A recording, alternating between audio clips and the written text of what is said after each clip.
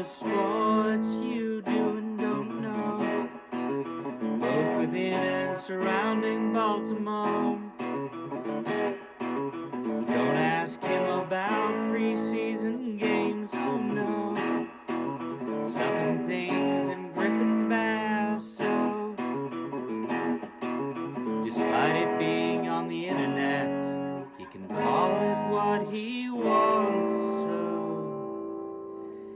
Glenn Clark Radio, Glenn Clark Radio, Glenn Clark Radio.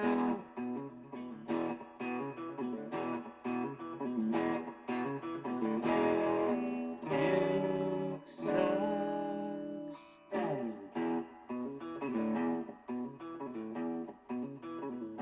As for the future of Coach John Harbaugh, here's what I would tell you.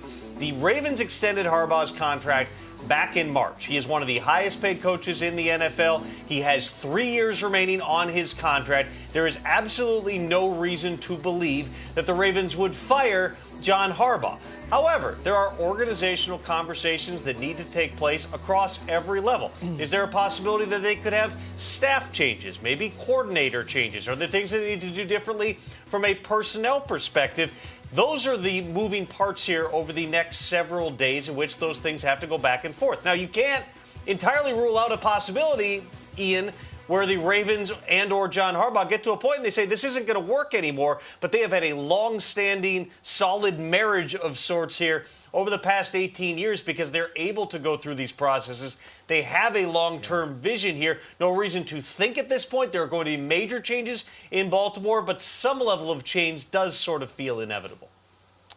Yeah, and the only real way is you get on NFL Network on the Insiders discussing the reality and why it is that maybe we're all still sitting here waiting. I feel like Jack Johnson, sitting, waiting, wishing you believed in moving on from a head coach.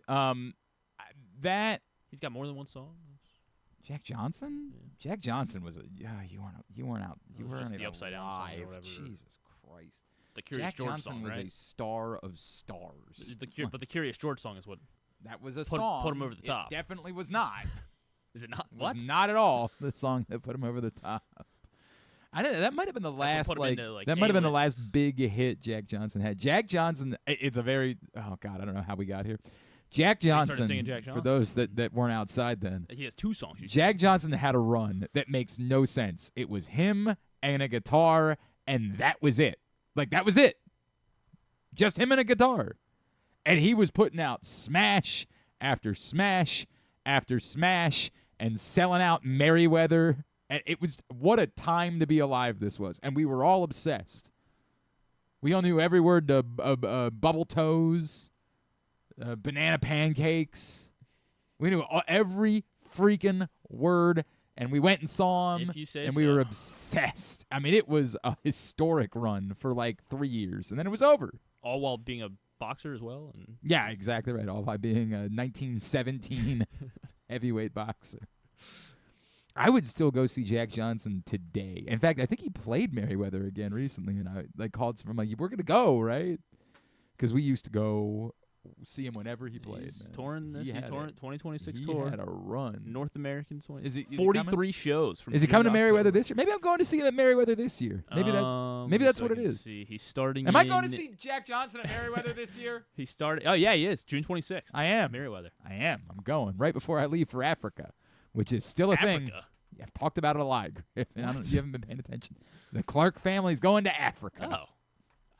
Wild times. Wild times. We have discussed I knew that? it. We have discussed it. First 2 weeks of July. Forever? I'll be in Africa. Anyway, yeah. Good luck.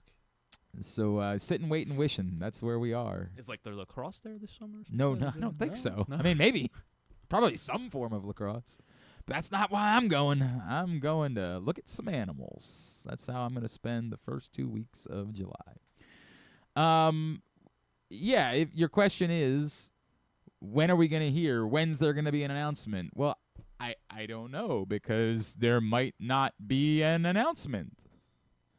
Like that's the reality of the circumstances is we don't know what's going to happen. And the way that Tom Pelissero explains it, presumably based on information he has, is there still needs to be this meeting between John Harbaugh and Steve Bisciotti. The Ravens aren't going to fire John Harbaugh feeling has been held by many. That's not new. Tom Pelissero is not the first person to express it. He is reporting it, but it's a belief that many of us have held for some time. The Ravens won't fire John Harbaugh. But what's interesting about that report is it doesn't feel like he's editorializing in leaving open the door to, but maybe there's a world in which John Harbaugh isn't the head coach next year. That's the part of that that's fascinating to me. That doesn't need to be said if what feels like is being said is, well, and follow up on what Ian Rappaport had said a day before, that, the Ravens might make a change at offensive coordinator. Ian Rappaport seemed to think that all's good with Zach Orr. I have no idea where that comes from a practical standpoint, but again, I'm guessing that Ian Rappaport is not just making it up or pulling it out of thin air. But it seems like that reporting is suggesting that there really is a possibility that they get together for this meeting and decides, whoever it is, whether it's John Harbaugh, whether it's Steve Bisciotti, whether Eric's involved, whoever it is, says, you know what, in thinking through all this probably just isn't going to work. That's just probably the reality that we're dealing with. And we love you, or I love you, whatever. He's leaving open that possibility. And why he would do that, why Tom Pelissero would leave open that possibility just for funsies if it's not coming from somewhere.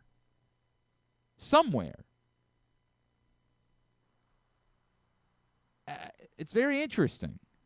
And again, I don't want to get your hopes up if you're someone who wants John Harbaugh to be fired, which is a weird thing. Like, it is weird that my God. It's like rooting for they're going to lose a lot of fans. It's like rooting for the under to hit. Like you're rooting for it's a weird thing to root for. Well, maybe you like it's defense. one thing if you're like, hey, I think it might be for the best, but if it's what you're rooting for, if that's how you're building, you're like, I'm going to feel good if see the lady. It's okay for that to be your opinion. It's my opinion that John Harbaugh's time should probably be up and that they should probably go in a different direction. But I'm not the idea that correlates with, and if today we find out that John Harbaugh has stepped aside as Ravens head coach, I'm going to go bang pots and pans or jump up and down. Dude, that's where it goes into like seek help territory. Like, you have a problem. There's something that you're not discussing with your family and friends that you need to go talk to them about. Or again, go see the lady. Say all of this to say, I find it interesting that was left in the air. Not because I think it makes it likely that that's how it plays out. And again, even what Tom Pelissero presents and what Ian Rappaport presented as well, none of that sounds like it's likely. But it is interesting that they are leaving the door open and purposely making sure they say that they're leaving the door open. Reiterating. So there is a chance. That's interesting. Because if it was just as simple as we all know John's going to be back, I don't know why you go out of your way to say that. And why both of them would kind of go out of their way to say that. It feels like whoever it is that they're talking to, whether that's a Ravens source, whether that's John's agent, who, if you know from having listened to the show, is Kevin Harlan's brother. Really? Yeah, he brought it up a couple times. Nice to see that you've been paying attention. Apparently Nice I'm not paying attention to Nice anything. to see. It's only one of the best guests we have. It's cool. I mean, whoever that's coming from, it sounds like someone is making sure that everybody knows that this is not a certainty. And I don't know, because I don't know who it's coming from. I'm telling you, I don't know who it is that they're getting their information from. If it's Bob Harlan, then it might very well be that it's just posturing, hey, John's not going anywhere. And if they think they're going to like take power back from John, that's not happening. They're not going to tell him who is going to be on his staff. If it's coming from the Ravens, I mean, I certainly don't think it's coming from Steve Bisciotti, but it could be from another team source that says, hey, look, we think all's good here, but we don't want to embarrass you guys by telling you 100% definitively John Harbaugh is going to be back. So what we're going to tell you is we have every belief that John Harbaugh is going to be back. That's the way that everybody in the organization is operating. But until we hear it from Steve, we can't say that definitively. So here's what we think. I think I've given this example before, but if I haven't, I don't know, whatever. If somebody's mad about it, they can be mad about it. I'm almost certain I've referenced this story. Was it 2017 or 2018? I don't remember which year. Going into the year, there was an unknown as to exactly when John Harbaugh's contract was up. I think it was like Lamar's rookie year, right? It might have been Lamar's rookie. No, that we knew that John was on the last year of his contract in 2018. Going into 2017. So it might have been 20. So it had to have been 2017. If we knew. No, because he got an extension. Maybe it was 2016. It might have been before that. I mean, it was somewhere in the mid. He earned the extension after the 2018. No, I'm saying that's why I'm saying I think it might have been before that. It might have been pre-Lamar. Oh, okay. Because I actually happen to know that we were still working in the downstairs studio at the old building, and it's been a really long time since we were there. So I remember this very well, because I'll or not, I don't know. I remember some of really strange parts of it very well.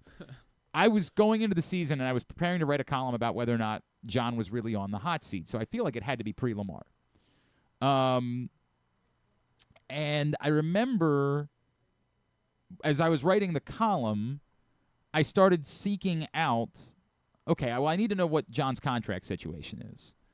And every source that I could possibly seek out did not have definitive details about when John's contract was up, because I think it was in a weird time where, like, he got an extra year every time he made the playoffs, and there was, like, a bunch of – it just kind of clouded when his contract was actually up. I mean, this was when they were, like, kind of alternating-ish. Yeah, playoffs. yeah, so right. 15 was somewhere in that range. 5-win year, yeah. So I remember I started reaching out to, like, every reporter, like, hey, do you guys know definitively when John's contract is up? And, like, nobody did. So I finally said, all right, well, okay, I guess I got to do something. So, as you would think, I reached out to Bob Harlan. I reached out to John's agent. And Bob got back to me very quickly and said, yeah, this is the final year of his contract. And I was like, wow, that's significant, because as we all know, you don't want a coach going into the final year of his contract. And if that's the case, it would suggest that coach is legitimately on the hot seat. So I reached out to the Ravens, and I won't say who, but I reached out to an upper-level source with the Ravens and said, I'm letting you know that I'm writing a column. It's about John in the hot seat, and that no one seems to know that John's contract is up at the end of the year. And I got back, a call. I think I sent a text, and I got back a call from this person that said, Glenn, I'm just reminding you, you're right, your facts are right, and, however you're going to write your column, but I just want to remind you that Steve loves John. Loves him. And so I think as a company, our editor at the time, Caitlin, and as a staff, we decided that we were going to put out the two things separately. A very short news piece defining that John's contract was up at the end of the year. We put it out as a news piece, as a tweet, because that was news. Nobody had it. Nobody knew. And then later in the day, my full column about where I was with John. And So I don't think my column went up until like 6, I don't know, maybe late in the afternoon because we wanted to separate it from the news item. And by like 6 o'clock that night, the Ravens had announced that they had given John another year on his contract. And so like a lot of, now what, in hindsight, my source was trying to tell me was like, dude, I'm not telling you this is coming, but this is coming. John's not going anywhere. And so I give that as context to it's possible that whoever Tom Pelissero, Ian Rappaport reached out to with the Ravens said, like, here's what we think, but we can't tell you. We think John's going to be back next year, but we can't tell you that because we don't know. We just don't know. We think that's the case. There's no reason for us to believe that John's getting fired. From everything we know about the way that Steve operates, he wouldn't fire. But they're going to have a meeting, and who knows? So I think that's a really interesting. I think there's been a lot of like pithy response to it. I think it's a really interesting piece of reporting in that it really does leave open a lot of unknown. Is it possible that John would be okay with firing Todd Monken but not Zach Orr? Or the other way around? And so if Steve Bisciotti comes in and says, no, you have to fire Zach Orr or you have to fire Todd Monken, John Harbaugh might say, nah, you know what, I don't want to do that. No, I'm good. And then Steve Bisciotti says, okay, well, this isn't going to work. Look, I understand why everybody thinks that, like, if you get through the first 24 hours after the season and you don't make the move hasn't been made, then the move's not going to be made. Because you never want to be behind the 8 ball in a coaching search, right? Unless you're Jerry Jones. It's true. What was that? Was that last year with McCarthy? Yeah, but I don't remember exactly how long I feel like it was. Like a week. Maybe it's just because it was the Cowboys. I understand that it makes you feel like you're behind the 8 ball. To also be fair, most coaching vacancies don't get filled in one day or even in 1 week. It's very rare that in the first week you see coaches getting hired. So there is time to make sure you're not completely behind the 8 ball. Obviously, you wouldn't want to make this decision in March. That would be insane. But for it to be Wednesday or Thursday is probably not as bad as it sounds when you think, well, you don't want it. Now everybody else is starting to line up their interviews. And settle down. Settle down. I still don't think John Harbaugh is going to be fired or is going to be anything other than the head coach of the Ravens next year because I'm going to keep saying it. I always assume that they're going to do the safe, the thing that represents continuity. But I actually think that the way that was reported is really interesting in terms of leaving the door open that perhaps everybody gets together and somehow, some way, they come to a collective agreement that it might just be time.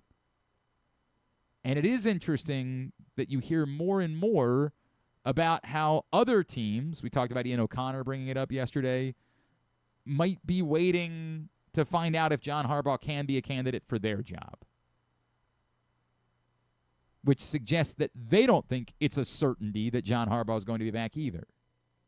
Again, I don't want to make it seem like I'm banging a drum or that it's definite or even likely. It's just interesting. That's what we have at the moment, is just interesting. And it's slightly more interesting than... You're trying to do the Brian Windhorst. Yeah, what's going on in what's going on in West Palm Beach? What's going on in West Palm Beach? And it's a little bit more interesting than all the free agents said in the locker room yesterday that they want to be back in Baltimore. I mean, what are they going to say? No, I hate it here. Imagine Draymond Jones is like, get me out of here immediately. This was the worst experience of my life. Yeah, I was on BAL 98 Rock this morning, so like I had to play the clips because that's what you have. But what do you want them to say? Like, what are they supposed to say?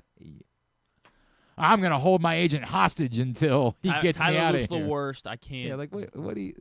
I had to do those locker room clean out days. Those are tough days, man. Like, you're asking all the same, what's your assessment of the season? It's all that crap. That just doesn't have a whole lot of value.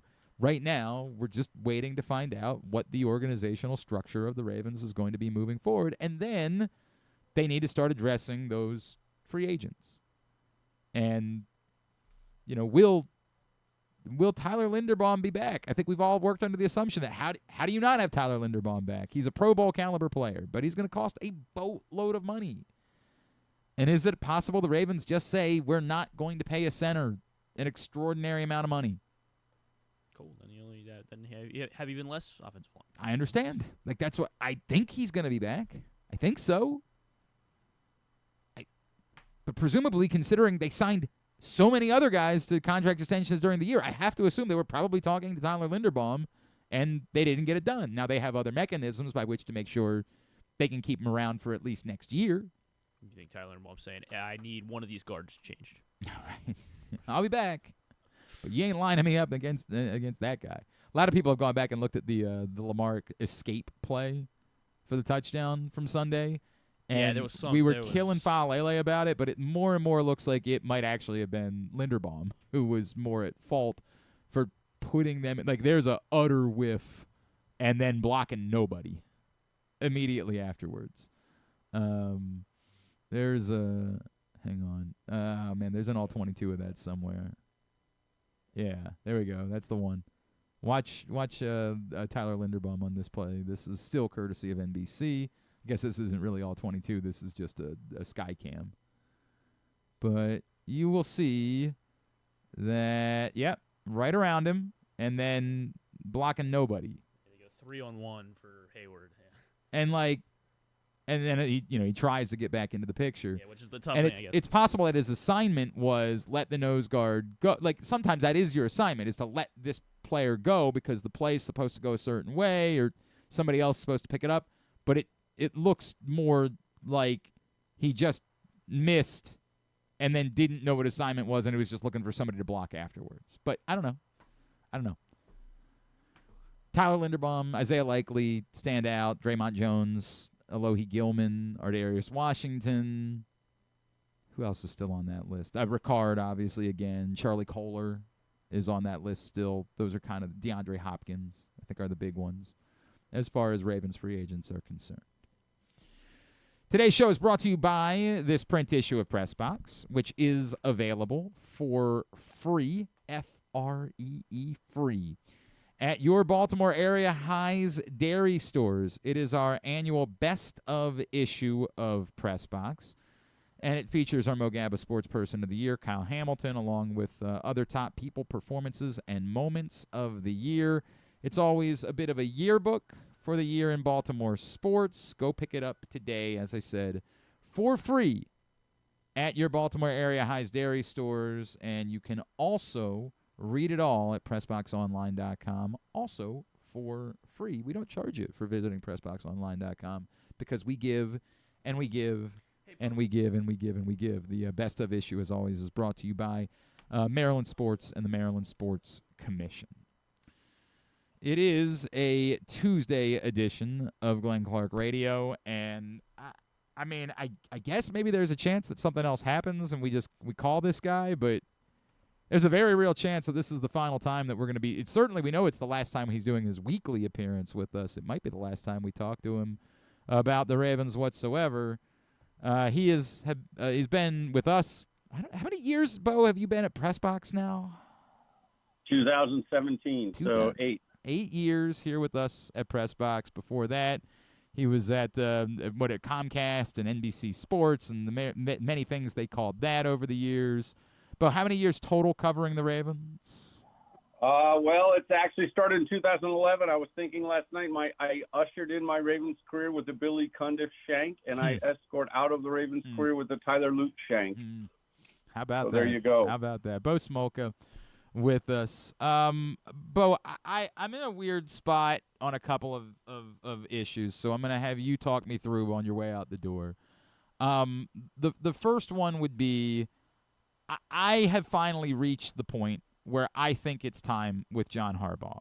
And I know you wrote about the Eric DaCosta of it all, and I think that's very fair. And I've said that to a lot of people. Like, my opinion has been if the organization said, hey, we think we need to start this clean, then I would be okay with that. I don't know how good of a job Eric DaCosta has done since becoming the general manager. I think he's had moments, but I think that, one, it feels to me like at this point, this is in your DNA. Like, this just is who you are, and you've had opportunity after opportunity to wash it out, and it just hasn't gotten washed out. Like, that, to me, I can't escape. The John Harbaugh, Lamar Jackson era is defined by coming up small in the biggest moments. It's true. It's true. There's and we said this last year, and until it changes, it doesn't change. And you know, I mean, technically it wasn't a playoff game on Sunday night, but it basically was. And again, to me, it's just stunning the ways they lose these games that they have to win. And I wrote about them. There was the 100-yard pick six at Buffalo, and then there was the Tyler Huntley fumble at the goal line and a 98-yard return by Cincinnati, and then Zay Flowers fumbling at the goal line and Mark Andrews dropping the 2-point play. There's an element of curse, it seems, to it.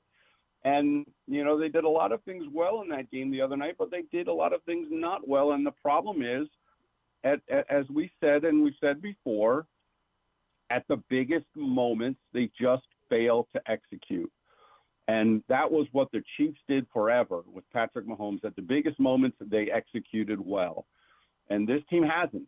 At the biggest moments, they just haven't executed. And is that on John Harbaugh? Yeah, probably somewhat it is. And it's on the players and it's on the organization for being in that spot. And I get it. I get the argument to get to move on from John Harbaugh because, as you said, this is what it is. And I think if they do not move on from John Harbaugh, there's going to be a sizable portion of the fan base that is going to be irate, and Steve Bisciotti is going to have to reckon with that.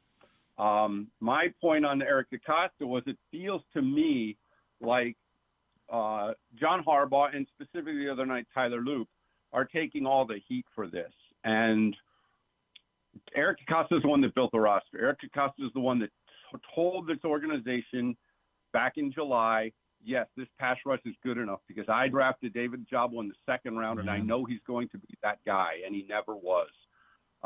Eric DaCosta is the guy that got these guards and said these guards are good enough, and we don't need to get another one at the trade deadline. We're going to be fine here. So there's mistakes made by DaCosta. I know people say, well, he's got this.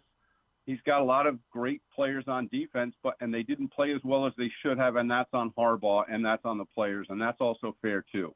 So the blame can go around. To your point, though, it has been a consistent problem across multiple coordinators that the team has come up short. And I know if they keep Harbaugh and change coordinators, that's the first thing people will say.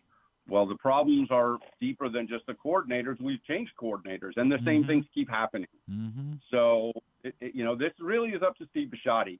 He extended John Harbaugh for 3 years in March, and that first of the 3 years is this coming fall. Right. So to move on from Harbaugh, he'd have to basically eat the entire extension. With the caveat, of course, Bo, that I don't think John Harbaugh is going to stay out of coaching, right? Like, it's part of the conversation that we miss when we talk about this is that it seems like it would be bold for Steve Bisciotti to be willing to eat that money, but it's sort of like the obsession with Penn State and James Franklin. Like, they had to pay a little bit because James Franklin wasn't going to get paid as much at Virginia Tech as he was going to get paid at Penn State. But I would be stunned if John Harbaugh isn't the Ravens coach and isn't coaching somewhere else because of it. So I don't think that number that ultimately Steve Bisciotti would be paying would be anywhere near the $51 or so million that we're thinking that it is.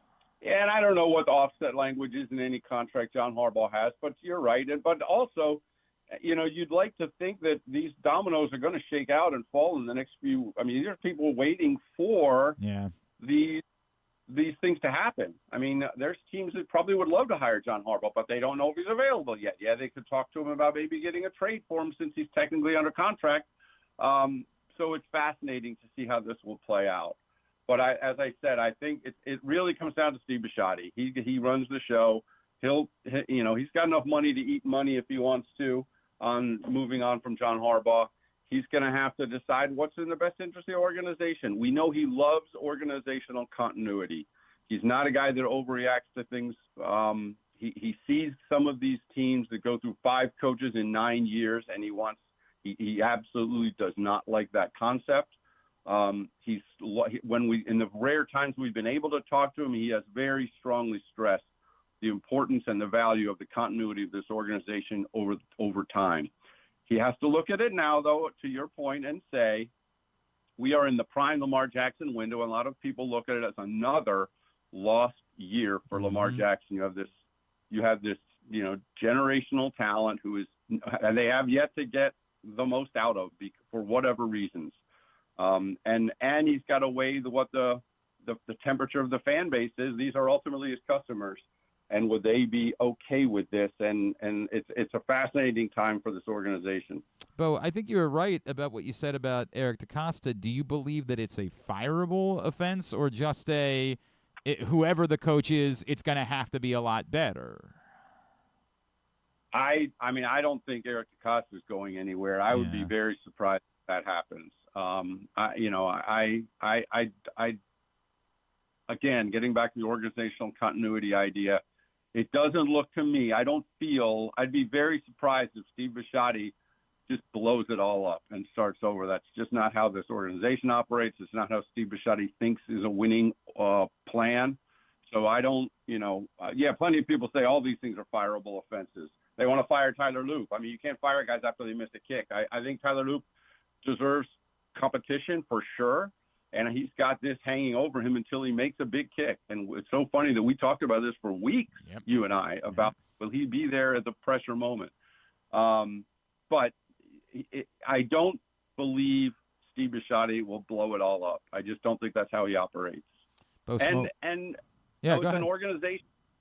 It's been a model organization for a long time, and I know people scream when we say that, but most organizations would take the Ravens organization over the past decade and the success they've had versus, compared to others. Bo Smolka with us here on GCR. Bo, I to follow up on what you said about Loop, because as you know, I've been I have questioned this for some time. And to me, it's not just that he missed a kick or that he was not being called upon and was missing his long kicks. It's also the kickoff stuff, which, of course, also reared its head again there at the end of the game. I'm not saying that I think that you run Tyler Loop out of town. I do appreciate that he stood there and he answered questions, but to me, I don't even know if I feel like it's competition anymore. I feel like solving for Tyler Loop is not necessary. Nobody is requiring Tyler Loop to be here. If there's a better option, I would go get that better option. Someone who's proven. Now, I don't know if that guy is going to be available in free agency, but it's a weird conversation that I feel like when we have it, we're like, well, he's just a rookie, and but you don't have to have a rookie kicker. You're allowed to have a veteran or someone who's made a big kick before. I think Tyler Loop has talent. I understand why they're interested in. They put a draft pick into him. I think at the very least, what you just said is the answer. There needs to be real competition. I'm still stunned that they bailed on the competition that they were going to have. Not that I think that John Hoyland was going to be the guy, but it's stunning to me that they bailed on it at the beginning of August and didn't have him go through that and the benefit of that. I think at the very least it's competition, but to me, if there's a quality kicker that's available in free agency, I cannot prioritize I want to develop Tyler Loop over this is a franchise that wants to win, and if there's a guy that's available, I would just go get that guy. Well, I think there has to be a competition, and this is it's interesting because when Justin Tucker was a rookie, the argument was, remember that, it was coming off the Billy Cundiff miss, and they brought in Tucker to compete, and at the time, there was a lot of pause about entrusting this, quote, Super Bowl window to a rookie kicker, which they did. They ultimately cut Cundiff and kept Tucker, and it all worked out. Now with Loop, to me, this is going to be a very interesting thing because this gets back to what I said about DeCosta. DeCosta, in my opinion, can be very stubborn, and I think he is going to be determined to prove that they got it right with Loop. They used a draft pick on a kicker for the first time ever. They went all over the country testing out kickers. Loop was the guy they decided on, and by God, Loop is going to be the guy. And yes, they should bring in competition for sure, whether they will or not, but I just feel like sometimes this is how it's what happened with David Ojabo too, as I said. They were determined. They took David Ojabo in the second round, and year after year after year, they insisted that David Ojabo was going to be the guy, and he just was never the guy. Now, whether that becomes Loop, and Loop might still be the guy. I'm not trying to throw Loop out of town either, but I do think you need to have significant competition there because, as I said, you mentioned it too. The number of kickoffs out of bounds is a problem, and I get they're trying to angle to the corner and they're trying to use the sideline to their advantage with a new kickoff rule. But that's the job now, right? Like that's the thing. It's not beneficial to boot the ball through the end zone anymore. That puts teams at the 35-yard line. You got to be able to do it.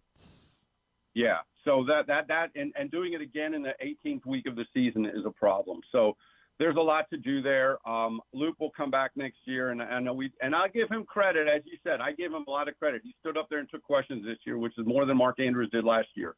But he said, as soon as tomorrow, I'm going to start training for next year, and that's what he said that night. And he has to work on the next kick. The next kick will be the next kick. But for him, the problem is the next kick is 9 months from now at least, and the next pressure kick could be longer from that.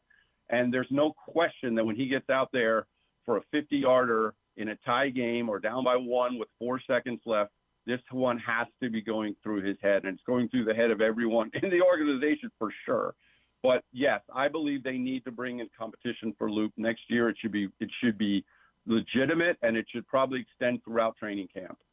The top free agents: Tyler Linderbaum, Isaiah Likely, Draymond Jones, Alohi Gilman, Ardarius Washington. I guess maybe we even throw Pat Ricard and Charlie Kolar into that conversation. Do you have gut instincts about who's definitely back and who you think it's more likely at this point is going to be someone that's going to make their way to the free agent market? Well, I mean, likely I think we'll make it to the market now that Andrews is gone. It wouldn't surprise me to see Charlie Kolar back. Because I think he fits a really good role on this team. But Charlie Kolar might look around and say, well, where can I go play where I can catch 35 balls? And maybe that's not a place to do that. Maybe he goes around and looks around and then looks at the market and looks at his role here and decides this is actually the best place for me. Tyler Linderbaum is the fascinating one because I think he probably will command the highest price. I would think they'll work to bring him back. I think if you don't bring him back, then the question becomes now, what does the interior line look like if you have Faalele or Voorhees back? I would think that will prioritize Linderbaum, but I know he will be the most expensive. Draymond Jones, I think, was a good addition. I think they'll work to bring him back, and I would think they'd like to bring back Alohi Gilman. Jordan Stout, the punter, is also a free agent. He said to us after the game he absolutely wants to stay. Whether they find the value in a second contract for him versus going out and getting another cheaper rookie punter. It's not a huge cost, but Stout's one that I think would probably stay. So, but I think Linderbaum becomes the highest priority, but also the most expensive. Likely, I would think for sure will be gone because once they signed Andrews, that pretty much signaled that. Bo, I don't know how to wrap this up, pal. I really don't, man. You've been a great friend since well before we worked together. I don't think I've ever reminded you of this, but one of my favorite things you ever said was actually a dumb Facebook comment. It was I think Luke and I posted a picture of us with Alyssa Milano at the Super Bowl in New Orleans, and you commented and said, "Oh, when was this? She would have loved to have seen me." And it was just. It made me crack up. Like I've thought about that for years. You've always been very supportive of everything that we've done charity-wise, even before you were here.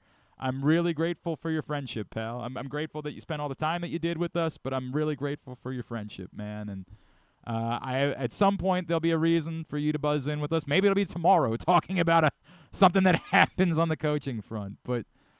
If there isn't, if this is it, I just want to tell you thank you, and I love you, and I appreciate everything that you've done for us, man. Thanks, Glenn. I appreciate all of you guys, too, over there. Appreciate that. Bo, best of luck, man. Thank you. It's Bo Smolka. It's a PressBox Ravens beat writer. He's a pro. He's a pro, man. We've been lucky to have him, and I've been lucky to call him a friend. And it's a bummer. I understand. Family comes first. But we're going to miss him. And we are really, really appreciative of everything that he's done. All right, when we come back in, speaking of friends, we're bringing back an old friend, someone who doesn't do this anymore. But I could sense yesterday he wanted to still be doing this because he wanted to talk to a lot of people, and he was going back and forth with me on Twitter. So I thought it was appropriate to offer him the platform. Our old friend Kevin Van Valkenburg, he does golf now. That's what he does. But for years, of course, he covered the Ravens for the Baltimore Sun and was at ESPN, obviously, after that. And so we're going to check in with him and get his thoughts on what's going on with the Ravens and a back and forth that we had about Tyler Loop specifically. So we'll do that next. It's Glenn Clark Radio.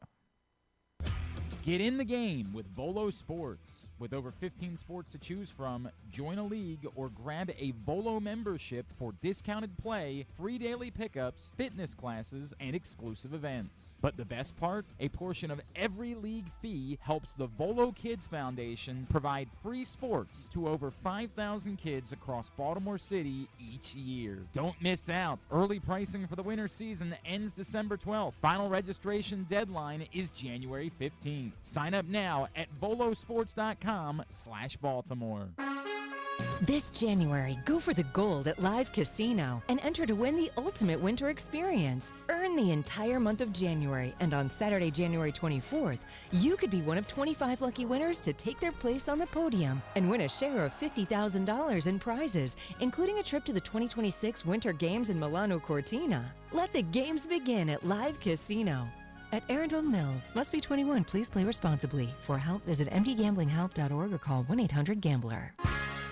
The weather's getting cooler, so when you and your family are picking out a place to dine, be it lunch or dinner, let's make it nice and easy. Now, with 2 great locations, the Costas Inn remains your #1 destination. Whether you want to get steamed crabs and the full Costas menu out at the original location at 4100 North Point Boulevard, or sample the complete menu minus the steamed crabs at the new location above the grandstand at the Timonium Racetrack. Costas is your place to go. Check out the website, CostasInn.com, for a look at the menu, and if you want to plan that crab feast, call 410-477-1975. The Costas Inn.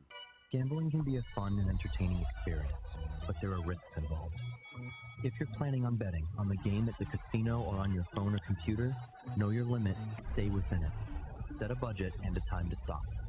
Remember, gambling isn't a financial solution, and it doesn't mix well with alcohol or drugs. Know the risks and have a plan before you begin gambling. For free and confidential services, call 1-800-GAMBLER 24/7 or go to helpmygamblingproblem.org. Looking for Baltimore's premier waterfront dining experience? Head to Nick's Fish House, located in the Baltimore Peninsula. Enjoy crabs all year long, plus happy hour Monday through Thursday from 3 to 6. Planning a celebration? From rehearsal dinners to corporate crab feasts, Nick's is the spot to make it unforgettable. And the fun doesn't stop there. Live music fills the air every Thursday through Sunday. Check out the full lineup at nicksfishhouse.com. Nick's, it's where Baltimore comes to eat, drink, and play by the water. Make the most out of every day in your Toyota RAV4. Available in hybrid or gas-only models. A RAV4 can get you where you want to go in style. Check out buyatoyota.com for deals on new RAV4s from your local Toyota dealer today. Coming back in here with Glenn and the other guy, Garrett, whatever his name is. You know who they are. A lot of massive high school hoops matchups over the course of the last couple of weeks. A lot of tournament action. Teams playing out of state or playing schools from other states. And if you missed any of it, get caught up right now by going to countysports.zone. That's countysports.zone. Proudly sponsored by your local Toyota dealer and buyatoyota.com. Continue along here on a Tuesday edition of GCR. John, if we don't hear from the owner in a full press setting, I'm announcing my apathy to this club. I'm not supporting them financially or emotionally for the foreseeable future. I appreciate that, John, and as we talked about yesterday. It's something that I would like to see Steve Bisciotti do. I always try to use those words carefully. I don't think he has to or he must or anything like that, but I would like to see Steve Bisciotti do the exact same thing. And look, there's a lot of people talking about what they might do with their money and things along those lines. I understand those feelings. I do.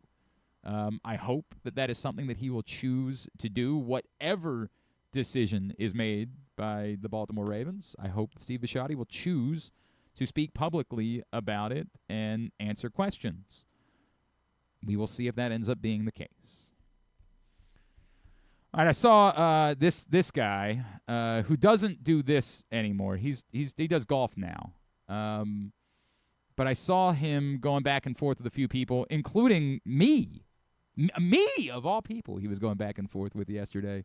So I said, I'm just going to give him we're going to talk about it. I think he wants to talk about it. We're going to talk about it. So you know him, been a longtime friend of ours. Famously, we did a segment called Hug It Out Radio together for years.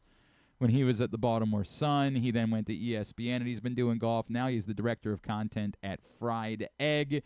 He is, I have no doubt, still recovering from watching his hated Montana State Bobcats winning the national championship last night. He is our buddy Kevin Van Valkenburg, and he's back with us now here on GCR. What's going on, buddy? I feel like we do this every year. Every year I respond to a couple of tweets of yours after the Ravens crash out, and then you bring me on, and then I don't hear from you for a year. Wait a second. Wait a second. You're welcome to have me more often. I'm pretty sure. I guess we talked the Masters. We talked about Rory and the Masters. When there's something like that even what do you want to have you on to talk about the TGL? You want to plug tonight's big video game golf matchup? Is that what you want to have a conversation about? I love you. Listen. I love you, and I hope you know that. Hey. And every time I see you post a picture of you and your daughter playing golf together, I get a little teary-eyed about it. I truly love Thank you. Well, it's fun to slip on this Ravens analyst skin every now and then. You know, it's been the kids don't even know who I am anymore. You know, there's 2 different newspapers in Baltimore running a friggin' column that I invented, 5 things we learned. It's like they decided to just I think the banner ended up calling theirs like 6 things they learned. But this was like something I made up like 15 years ago. You know the Ravens do. I don't want to, because it's not nearly as good as that. Years ago at a radio station that doesn't exist anymore, I launched the concept of linking everything, of putting up every morning. Before Drew and I would do the show, I'd put up a column where linking the big news stories of the day. And then the Ravens one day just started doing it. Just started doing the same thing. And I remembered having a conversation with somebody over there like, huh? And they were like, yeah, we know. And I was like, all right, fair enough. I mean, what am I going to do about it? Well, look at us. Yeah, right. Shaping hearts and minds, even years later. All right. What do you want to talk about? I want to get to the big picture stuff, but you and I were going back and forth about Tyler Loop. And so I want to stay there for a second, all right? Because it's a weird spot, and it's been weird for me because I've been talking about it all season long. I don't think Tyler Loop has been a very good kicker this year. I know that he had made all of his kicks underneath 50 yards, but that's what it requires to be an NFL kicker. Like, that's the bare minimum of being an NFL kicker is you have to do those things. And it has been alarming to me that he wasn't making kicks, that he came up short on a 56-yarder, which that can't happen in the NFL. And he led the league in kicking the ball out of bounds, which I get. Like, it's a different job now than it used to be when you could just, on a kickoff, boot the ball through the end zone and everybody thought you did a good job. You can't do that anymore because they give teams the ball at the 35-yard line. So you have to be able to kick towards the corner without putting it out of bounds, and it really hurt them. So I'm not trying to put everything on Tyler Loop. I think there are lots of problems. But just specifically discussing Tyler Loop, I don't think the Ravens – I think it was unwise to solve for Tyler Loop instead of solving for kicker. I don't think they prioritized we need to have the best option that we can have for making a kick if the season's on the line.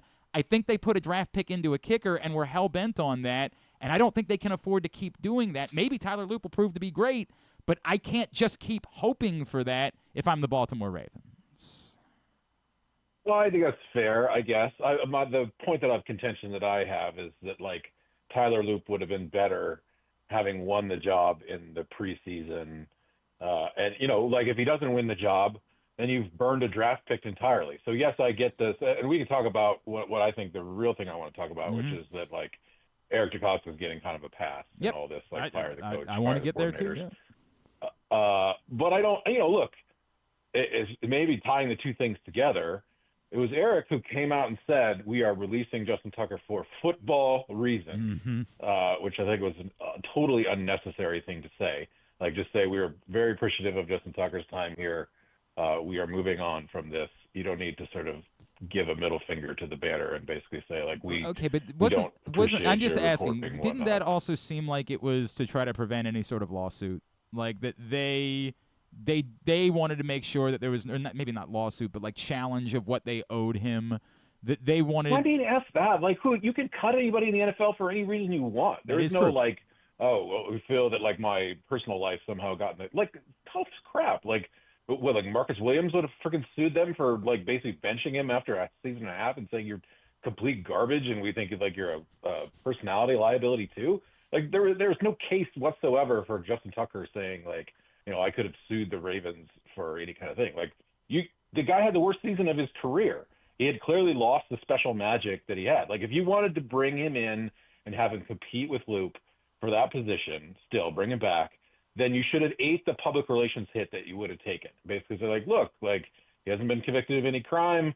Like, we don't want to weigh in on any of this, but we are sort of still willing to let Justin Tucker compete for this job. But no, you came out and said, football reasons are the reasons we are cutting him. We are spending this capital on a draft pick or whatever, and we're sticking with this kid. Was he a great kicker? No, I think he was probably like a very average kicker. But we're also like, in some ways, Tucker spoiled them for so long because he covered up a lot of their, deficiencies in a lot of ways, because they would F around for the entire game and all of a sudden, like, pull off some kind of miracle and then he'd kick a 58-yarder and to win games. And that probably won them 10 games over the course of like however many years that they might have not won had they just had an average kicker. So like, were they setting it up in some ways to where they needed a kicker position to be a miracle worker? Yeah. But I also think like that kick is just not, you have to expect that your kid is going to kick a 44-yard kick. Like, there wasn't, I get a little bit of kind of like, man, that is total revisionist history with everybody being like, why did you run one more play? Why did you run it up the line? Whatever. Like, you have to be able to believe that your kid who hasn't missed inside of 50 yards. But can it be both too, Kevin? This is, I think, the problem that I have. Like, because I don't think it's that this is not a causation thing to me. It's what I said about the training camp thing. I don't think that's the case. But I also think with 14 seconds left, it's crazy to me to just not run a play. If there's 5 seconds left, I get it. There's 14 seconds left in the game. And to say we're so fearful of something bad happening, come on, man. I agree. You can't play in fear. But I also think the same people who are like, why didn't you run one more play? If Derrick Henry fumbles, are like, it was the stupidest thing ever to run one more play. Yeah, that probably is true. I don't disagree. Like, everybody wants to have it both ways. Like, Derrick Henry has fumbled in some pretty crucial moments this year. And so, like, if all of a sudden you have if you're taking the snap and then Linderbaum steps back and steps on Lamar's foot and he trips and falls back and all of a sudden the ball comes out and you lose the whole thing because of that, like, it's, you're already kind of playing like all of that. What happened covers up all the things that happened before, which was that your defense got absolutely cooked, got their ass kicked with a minute, 1 minute and no timeouts, and went down the field, 60 yards. I agree wholeheartedly with that. To me, it's a yes and, right? It's not a yes but. It's a yes and. It's all of the above. Oh. I have had lots of questions. Playing college troop. Do you want to take improv classes with me or not? Tell me right now if you're willing to go take improv classes. Play some improv games with me. Okay. I'm in agreement. I just think it's all of it.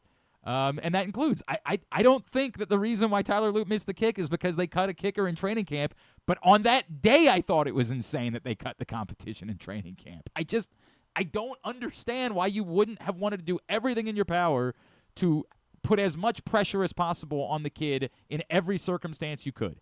I don't think it has anything to do with that kick last night. I just think that it was always weird from the get-go. This always felt like we are trying to justify that we took this kid in the 5th round and there was a stadium practice where the other kid made some kicks and all of a sudden people are talking about the other kid and no, this is our draft pick, so the other kid has to go away. And that might play into your theory about Eric DeCosta. And I do think that it's relevant. Let's get into that. First of all, why do the Ravens give a shit at all about like what's going on message boards or what's being talked about in like the local columnists or whatever? Like I think good teams kind of operate in their own sort of bubble. And like if they were really like, oh, we don't want this controversy over the kicker, so let's just like deal with this issue now and move on for it so we don't have to hear it. Well, then you're listening to the wrong people. I don't You're disagree, really not doing what but I you think need you to know do. as well as I do that they have always listened and paid attention to stuff. Oh, rabbit ears, big time. Like it's the bizarre part of this conference. Like that. Yes, you're right. We should be able to say there's no way the Ravens actually care about that. I don't know. I don't know that that's true because they care about a lot of really strange things because you and I are getting pretty similar treatment at the moment from over there because of things that innocuous things that I've said. So I don't know, man. I don't know if that's the story or not. But it goes into this question that you bring up, which I think is fair about the construction of the team. And even Bo just brought it up when we were talking to him a minute ago, which is, like, I think it's been pretty clear that David Ojabo hasn't been helpful for some time. But yet, here they were sticking it out with David Ojabo. And to be fair, we all thought that was a good pick. We all thought the same thing. Incredibly talented dude. Available a little bit later because of an injury. Definitely worth this risk. And it didn't work out. But it might speak to this hubris of that was the draft pick. We've got to have him out there. We've got to come hell or high water, make it work. Instead of sometimes just saying, hey, this isn't working. We have to acknowledge it. And more than that, we have to do what's necessary in order to fix it.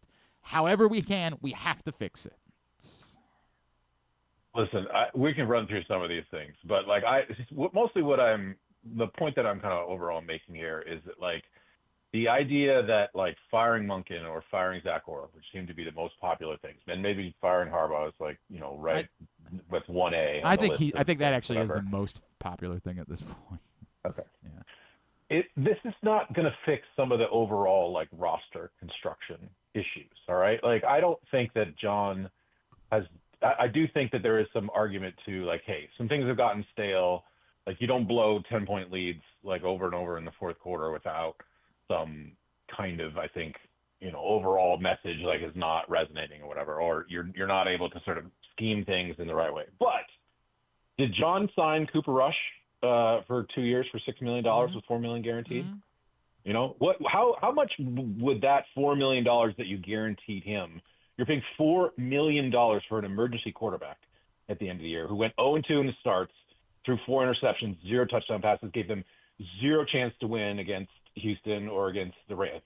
Like, wouldn't that be better, like, overall? Okay, so, like, that's where I would start. Be like, that was a huge, huge, like, dumb move, right? It doesn't even fit in your scheme in a lot of ways. And immediately they got better when they brought in Snoop back to sort of, play the veteran minimum. So could have gotten that deal essentially like all the way through and had Snoop in the building the entire time, the entire year, to essentially be, practicing with your squad and ready instead of like having to pull him off the street. Right. So, all right, you some of your draft picks have been okay. Like you drafted Malachi Starks, which is good. He had a pretty good year, had a chance to be a special player, right? And certainly like by mid-season, he's like playing as one of the better safeties in football. Okay, then why are you having to trade for Gilman like in October? Well, it's because your fucking linebackers are so shitty that you essentially have to play 3 safeties and have Kyle Hamilton play some kind of safety linebacker hybrid, which respectfully puts way more wear and tear on your best player, That's which correct. we saw kind of in. He's got to be in a lot more tackles. Why do we have to play Kyle Hamilton essentially at linebacker? Well, because you freaking, spent a draft pick on Ojabo, like, right? And he's playing a total of like 4 snaps in the last 4 games. So you're still sticking him out here hoping that like magic will be in a bottle. This is the day. Right? Okay, so is it John's fault? Is it Zach Orr's fault that Roquan Smith went from being like an elite run stopper to being like an extremely average middle linebacker? I don't feel like that's Zach Orr's fault. Roquan's cap hit next year is like $30 million. I know, it's nuts. It's right? nuts, yes. He's 29 years old, and he's a total liability in pass coverage. Didn't force a single turnover this year. Didn't have a sack. Didn't have interception. Had 5 total tackles for loss. His career high in missed tackles, almost 8%. Like, what do you do here? Like, all right, so is that, like, Eric took a gamble on, like, this, we're going to give up, a second-round pick and a fifth-round pick. We're Warren Tate's guy, and like for a year it looked great. And that guy was worse everything year. you saw in that moment looked like a guy that was worth $20 million. He did. He looked like a game changer when he showed up. Everything changed when Roquan Smith got You here. have to think right, but like so long term, has that been a good bet? I don't know. Of course I think not. that like obviously. you're in real trouble. Okay, so like in the same vein, why are you extending Mark Andrews and Rashad Bateman? Like, why on earth did those two guys, particularly Bateman, like Andrews again? Is Andrews getting an extension because like it's a fan-pleasing move or whatever? Like, don't pay for guys who are already past their all of their best football is behind them. The Andrews thing is sort of baffling. It's like $9 million. Like, couldn't you use that somewhere else, like on an edge rusher? Or like Bateman, I was looking this up because I couldn't actually believe it. All right, you signed DeAndre Hopkins for $5 million, and you actually targeted him more than Rashad Bateman, even though Bateman played, missed a bunch of games. He got, Bateman played, I think, like 550 snaps. Hopkins played 334 snaps. Hopkins had 22 catches for 330 yards. Better stats than Bateman. Better receptions per catch or whatever. But like, he caught 15 first downs compared to Bateman's 12.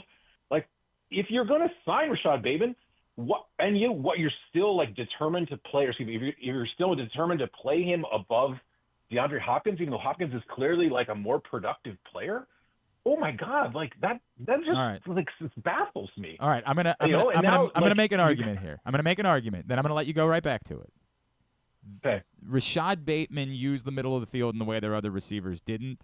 And even just the threat of him required more coverage in the middle of the field, and it was very clear how much they didn't respect the middle of the field when he wasn't playing this season. And I get it. Does that make him worth $13 million? I don't know. That's also not a lot of money for a wide receiver at this point. That's part of the reason why I could justify it. Like, that's kind of what you get for that money anymore. Like, they paid Rashad Bateman less money than they paid Odell Beckham when Odell Beckham couldn't really play any longer. Just at some point though, like some of that is like, hey, we drafted this guy in the first round, and we want to prove to like everyone that was like actually a good draft pick. Like, let that person walk. There is someone out there who's 27 years old who could give you similar production for less output in terms of money. But I think that's where the question comes to me between coaching and the front office, right? Like it's where I do wonder if there's a greater disconnect between these things. Because I don't know. Rashad Bateman to me has never actually been a problem on the field. He doesn't drop the football regularly. He just not regularly. He's had drops. He does not drop the football regularly. Everybody's had drops. Zay Flowers has dropped the ball before. I mean, like everybody's had that. For sure. And everybody's gone through and put together the videos of the number of times we've looked downfield and we've seen Rashad Bateman standing wide open, and for some reason the ball hasn't come his way. And part of that, for all of the praise that I will forever and eternally offer Lamar Jackson, is we also know that he's had a tendency to zero in on one wide receiver and tight ends. Like that's sort of been part of the story. So I don't know what to do with all of that, right? Like I don't know how to make all of that work. Would it matter who this is? It just a case of it doesn't matter who your second wide receiver is.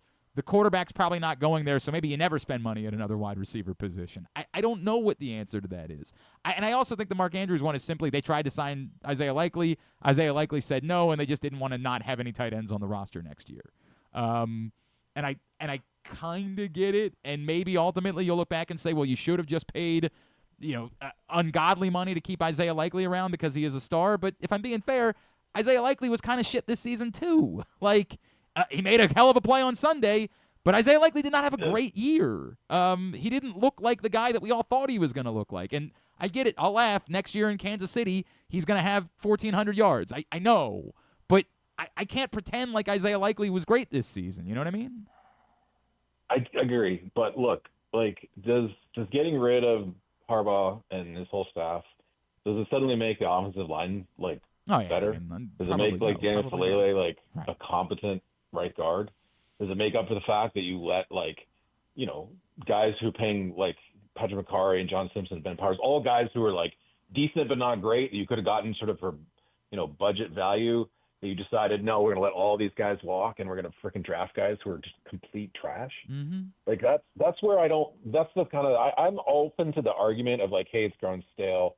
need to move on. We need to figure out like a reset, especially if you could take John and be like, hey, New York Giants, like, will you give us like first round pick and, $15 million for John Harbaugh? Like, then I'd be open to the sort of discussion. And if John was on board with it, I might be like, hey, look, like, let's just shake hands and move on from this. Right. But if you're just going to basically be like, okay, we're moving on from this, and we still have to pay whatever $30 million for the next 3 years because the extension you signed to him, assuming he wants to, then jump right into football somewhere else with an offset. Yeah. Then like, how does that make all of your like kind of shoddy roster construction better? Yeah, look, Mike McDonald's not walking through that door. I don't disagree with that. I don't disagree. I think we're going to go back to this being yes and.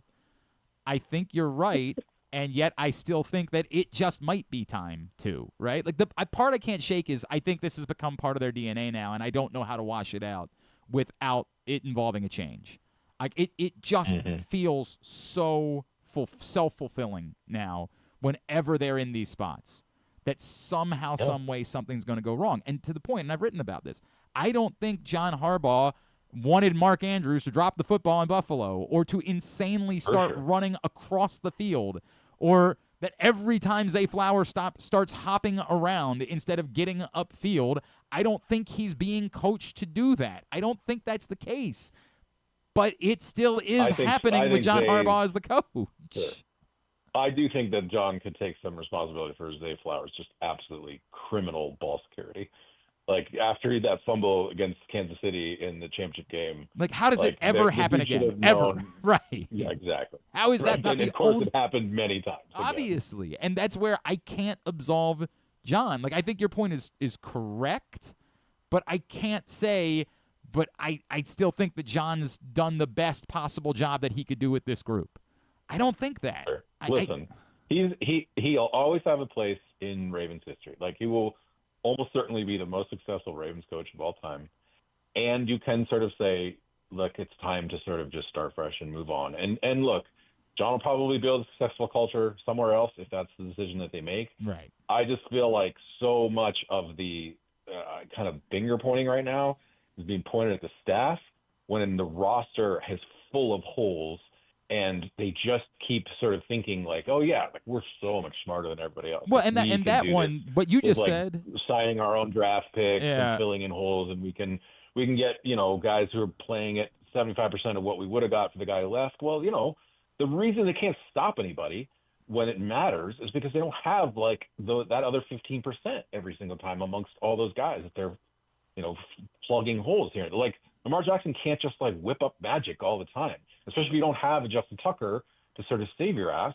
You don't have the ability to kind of like win at those margins anymore. The Steelers are not as talented as the Ravens, but they're like 10-3 or something against the Ravens over the last 13 games. Like they just have an edge in like the overall depth of talent, especially on defense. How do the Steelers keep finding like edge rushers who put all kinds of pressure on Herbig and Lamar all the time and like make his life hell?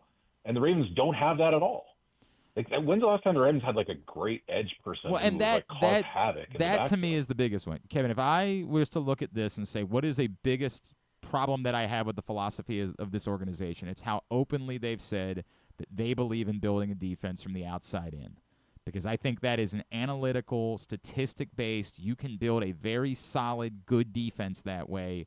But in the end, when you have to win a football game, when you have to make a play at the end of the game, it will always have to be made by your front. Always have to be made by the front. And so I will trade having – and by the way, they also haven't been statistically very good the last couple of seasons either. Like they ultimately were in 2024. This year they weren't even a particularly statistically good defense. But I will always trade having a statistically good defense for being the defense that can make a play when the game is on the line.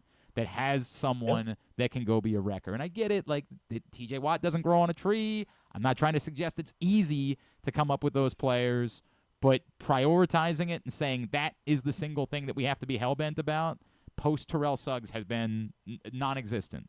There has been it's been second-round picks and, and look, Kyle Van Noy was a miracle. It was a miracle. I do have to give Eric DeCosta credit for that, right? Like, no one thought that Kyle Van Noy was helpful. He was sitting on his couch in September and was incredibly helpful for this franchise.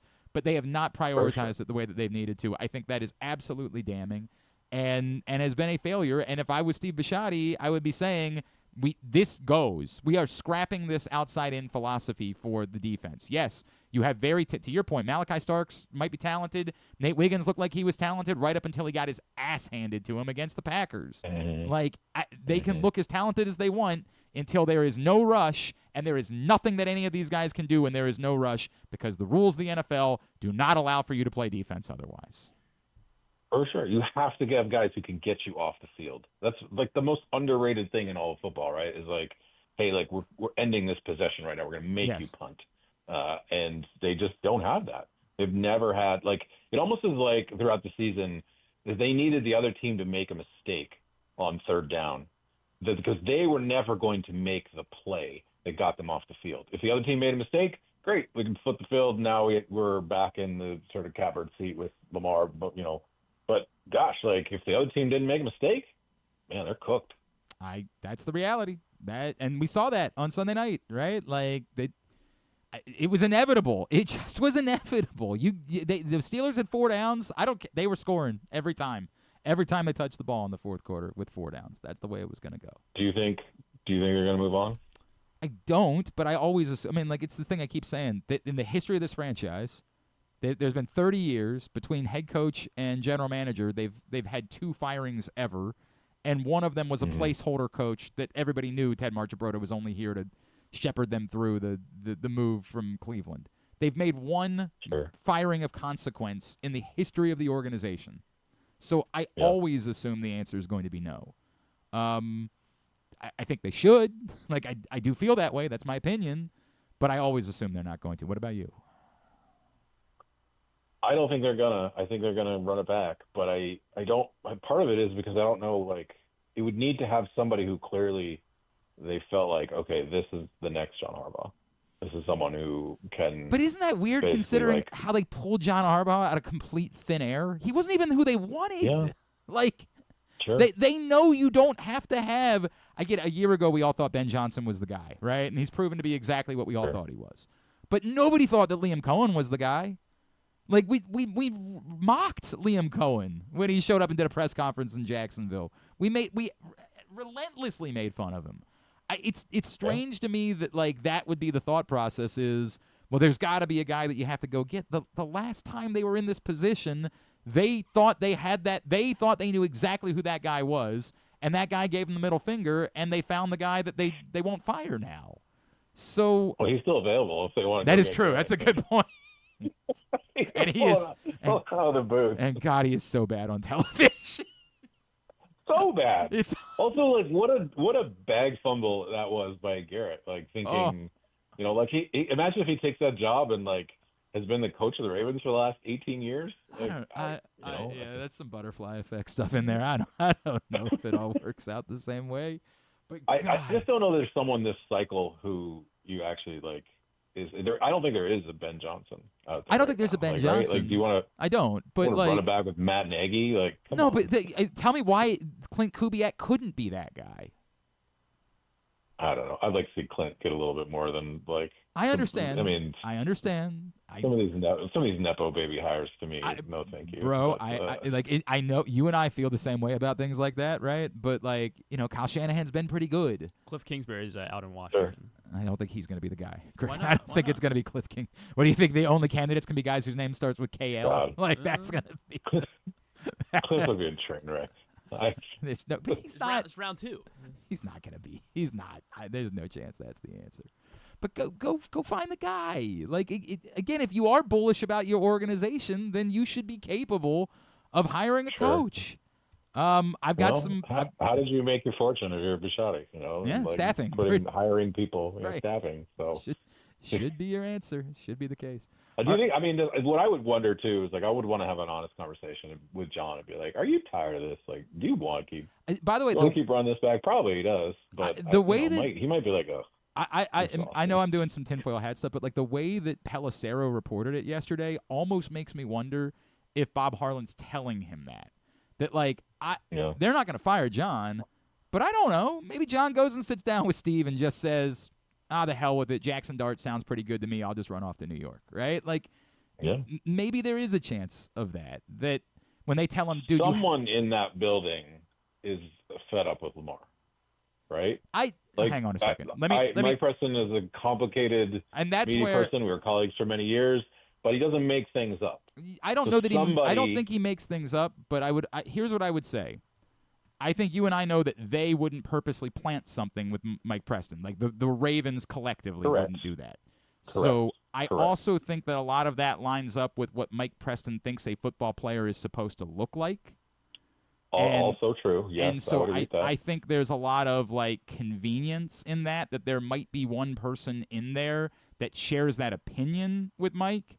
Okay. And I don't think any of what was actually in there, like as you and I both know, if Lamar Jackson was falling asleep in every team meeting, they would have made sure to leak that to somebody. They would have. If Lamar Jackson fell asleep in a meeting one time, then he's in the exclusive group of everyone, like everyone. Sure. All players have fallen asleep in a meeting at some point. It happens. Other than maybe you at Montana. I don't know. Maybe you never fell asleep in a meeting. Well, what a shame it is that I barely saw the field if I was awake in every meeting. So it didn't speak highly to my talent fair if point.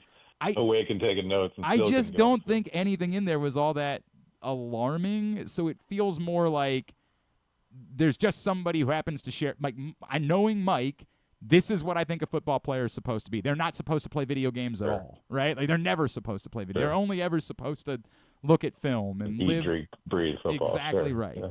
And so I just didn't think that was worth the breath that it got. It just felt more like, this is Mike. Mike wants his football. He wanted Ed Reed to be a certain way. Like, I don't think that Mike loved when Ed was hanging out and smoking weed outside of bars. Like, I think that probably bothered him. But it's just the nature of the beast, man. You acknowledge though, it was like a grenade that went off in I think it was perfect timing. I think it was perfect time. Christmas week, nobody's doing anything. Yeah. There's no news. And for whatever, I'll never understand why Lamar Jackson is as polarizing as he is. I think it speaks to, like, we'd have to have a real psychological conversation about this. Sure. I think it speaks to the number of people. We are so lost in being right online. Like, we are so obsessed with that as a society, being right online, that we become total weirdos. Like, I have been asking questions about Tyler Loop all season. There were people that thought my mentions got blown up on Sunday of people that were expecting me to take a victory lap. Like, what? Like, what are we?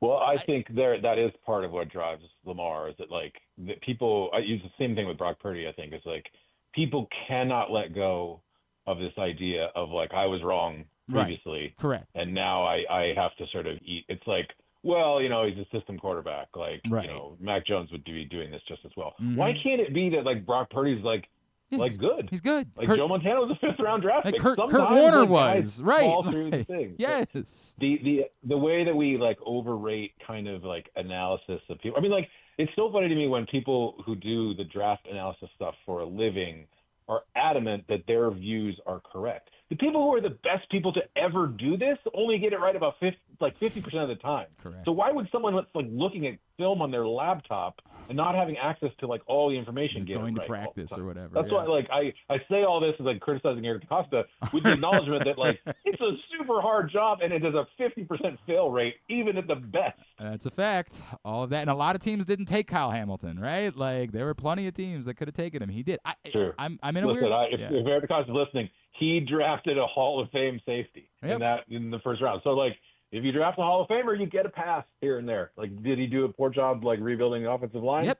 I think so. Yep. But did he put it like an absolute plus player in the field on defense? Yes. And would they win that game if he doesn't randomly like bang heads with his own teammate? Probably. I think they do. Probably right. Have you heard the song "Drug Dealer" by Medium Build? No, I have not. I would like for you to listen. Do I need to check this out? It's really good, right, man. cool. I saw he played the Americana Awards last year. I had never heard of him, and I heard this song, and it wasn't his band. It was different. My God, it's one of the best live performances I've seen in my life. Like, it's spectacular. So yeah, do that for me. I love you. I love you. What do we want? Can I plug something for you?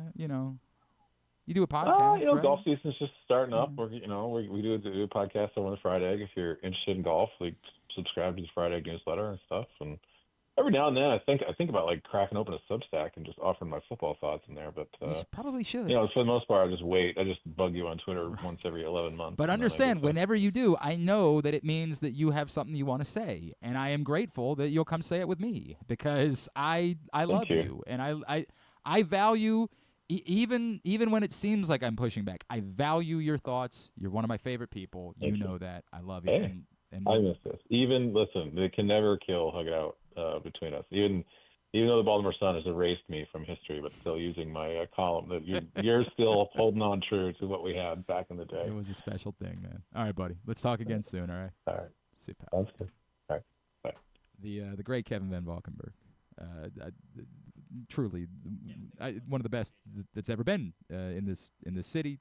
We've had very few like him. I think everybody knows that, and I appreciate what he's saying. I think it lines up kind of with what I've said about Eric DeCosta. If somebody said if Steve Bisciotti said, I don't think Eric DeCosta should be fired, but if Steve Bisciotti said, you know what, I've looked at the whole operation, I've talked to everybody involved, and I think it's time to change everything, I would say I get it. I do. I get it. I think that Eric DeCosta has done enough well, and that even some of the things that we are questioning now are second-guessing and not first-guessing, right? Like, I'm second-guessing David Ajabo. None of us first-guessed David Ajabo. Or, I say none of it. I'm sure there was somebody on the internet like, oh, using a second-round pick on a guy that can't play. Like, I'm sure there was somebody. Yeah, it was you, I thought. Yeah, I don't think that was me. At the time where they signed Roquan Smith, we all felt something about Roquan Smith. We all watched someone immediately. This guy shows up and everything changes. That guy was absolutely worth $20 million a year. It ain't working out. You're right. It's not working out. And I know this is always the pay for what's to come, not for what somebody's done in the past argument that people make. But at the moment, I don't think there was reason to predict that within 2 years. Yeah. There was no reason for me to predict that. And maybe somebody in Chicago would say that's because you weren't paying attention. He was just playing for a contract. That's all it was. Maybe. Well, he had the contract last year. And yeah, I mean, it wasn't. Yeah, he wasn't otherworldly. Yeah, but this was worse. I don't disagree with that. To me, it's second. It's tough when I evaluate these things with Eric DeCosta. What first guess? First guess to me would be the first time I heard build a defense outside in. I said I disagree. And I understand. I was shown the analytic reason why that was the philosophy about how you build a defense, but I disagreed with it. Because to me, it's not about building a good statistical defense. It's about building a defense. I don't even need the defense to be all that good. I need them to be able to make plays when the game's on the line. That's it. That's defense now. That would be a first guess. I didn't first guess Tyler Loop. I definitely first guessed cutting the kid after the. And again, not even that I thought that John Hoyland, is that his name? What is it, Hoyland? John Hoyland? Yeah. I don't even think he was going to be the kicker or that he'll ever be an NFL kicker.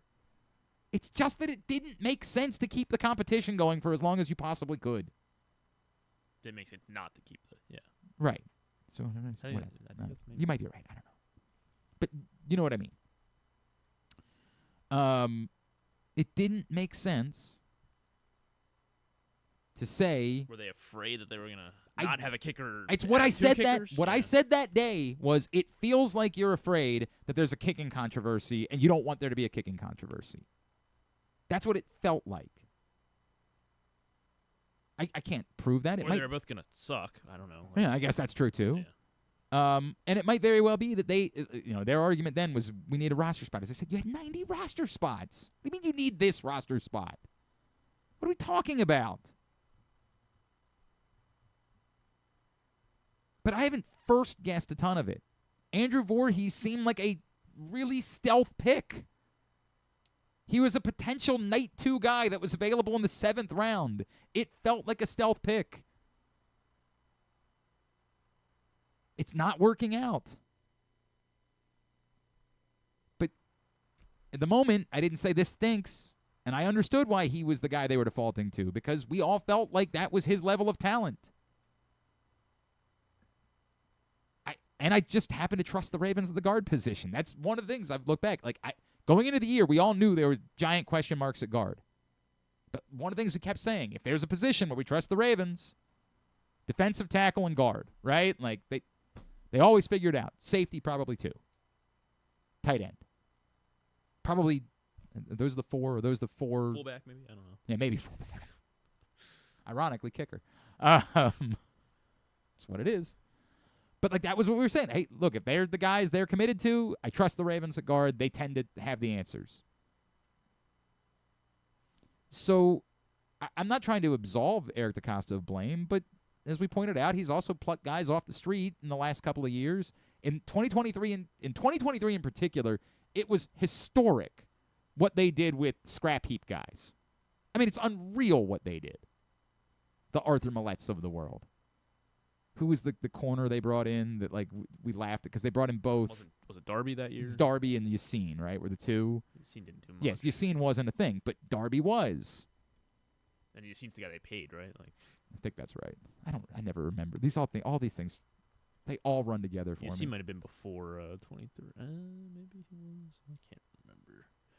I thought they were both the same year. I mean, it might have been that one was during the season. Rock Yassine was there. Yeah, but he like barely played. Yeah, right? I know. I'm not not because he for skill and. I'm not trying to use Rock Yassine as an example. I'm trying to use Darby as the example. Right, Darby was also a scrap heap pickup. And they all did 2023 unlike anything I've ever seen before. And even in 2024, like, we all thought Deontay Johnson was a thing, and we were completely. Jadeveon Clowney that year. Yeah, that year was Jadeveon Clowney, exactly right, who was incredibly helpful. And who was the corner last year that they picked up at the deadline, and we all laughed about? We were like, "Why are you bringing this guy?" Trey White. Thank you, Trey White. Yeah. And he was very helpful. I've also been awake since 3 a.m, so I apologize. I don't remember anything. He was incredibly helpful. So, look, Draymond Jones was not the problem. Could they have done better than Draymond Jones? Or would you have liked them to do better than Draymond Jones? Yes. You would have liked them to do better than Draymond Jones. Was that guy available? Was better than Draymond Jones acquired at the deadline this year? Jalen Phillips, I don't even remember what Jalen Phillips actually is. The funny part is the argument is the most impactful edge rusher that was dealt this year was Odafe Owe. Yeah. Like, that's kind of the crazy part about the conversation. I don't even know exactly what Jalen Phillips ended up doing. Jalen Phillips in Philadelphia finished with 2 sacks. Just in Philly. Yeah. In Philly. So after the trade, 2 sacks. Finished with 2 sacks. He was basically Draymond Jones. Draymond Jones was a nice pickup. It's just that they needed better than that, and better than that wasn't to be had, because no matter how many times we want Max Crosby to be dealt, he's never being dealt. So I can't say that I think that anything that Eric DeCosta has done has been fireable, but I absolutely think he deserves to be questioned. And when people say, like, he has earned the right to hire a coach, I mean, has he? Like, obviously he's the general manager, so if you need a coach, he should be the one doing the hire. Ozzie hired John way back. But they would always tell you it was collective. Like, they would always tell you. That's one of the things that's difficult. Like, there are certain things that in Ravens history you'll look back on, and it really was Ozzie pounding the desk for somebody. And some of them worked out. Others didn't work out. Terrence Cody was one that I would tell you Ozzie pounded the desk. And it just didn't work out. Like, he was on the Super Bowl team, right? He was on the roster. That's true. Okay. He was on the roster. I would say it might be Team Ozzie there. Okay, fair enough. Lamar Jackson was one that Ozzie was very bullish about. Might be Team Ozzie there. Yeah, right. That one worked. That they've gone different ways. But they would always tell you everything like was collaborative, was a collective. That John Harbaugh, and I believe that. I think Steve Bisciotti was really wowed by John Harbaugh. I know Eric DeCosta was really wowed by John Harbaugh.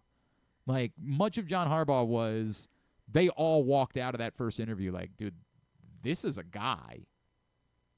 Like, he might not have been a serious contender, but and we all know they wanted to hire Jason Garrett. But that was, again, famously, I think that was a little more Steve-driven, Jason Garrett. What was Jason Garrett? Where was he coming from?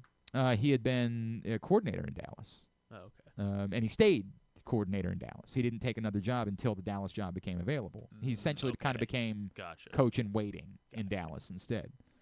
But that was who Steve wanted. Steve famously wanted to hire Jason Garrett and couldn't.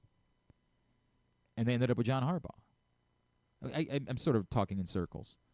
I think that it's right to question Eric DeCosta and the construction of the roster. I think that's fair. I don't think it requires Eric DeCosta being fired. And I lean first to John Harbaugh, almost in part to say, and now we're going to judge Eric DeCosta by, was it the coaching? Like, is it possible that part of the reason why it hasn't worked out defensively is just because Zach Orr isn't that guy? Is it possible that there's been square peg round hole here? Now we're going to judge you next. Like the microscope or the microscope shifts. You go under the microscope now. I'm fair. I'm fine with saying Eric DeCosta is not beyond reproach. Like I think that they have made mistakes in roster construction. But I think it's definitively time for John, and I don't know that it's time for Eric. Come back in. We'll do a brief version of 5 plays because who wants to keep reliving this S? We'll do that when we come back in. And Tidbit and Tubular. That's next. Glenn Clark Radio.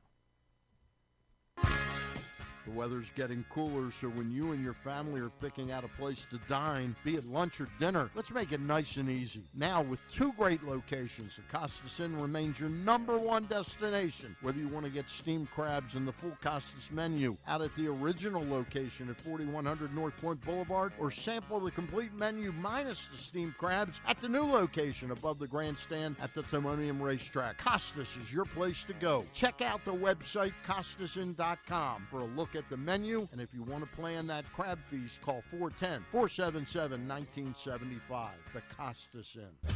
Get in the game with Volo Sports. With over 15 sports to choose from, join a league or grab a Volo membership for discounted play, free daily pickups, fitness classes, and exclusive events. But the best part? A portion of every league fee helps the Volo Kids Foundation provide free sports to over 5,000 kids across Baltimore City each year. Don't miss out. Early pricing for the winter season ends December 12th. Final registration deadline is January 15th. Sign up now at volosports.com/Baltimore.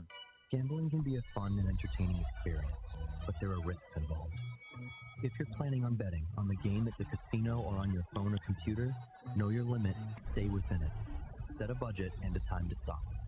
Remember, gambling isn't a financial solution, and it doesn't mix well with alcohol or drugs. Know the risks and have a plan before you begin gambling.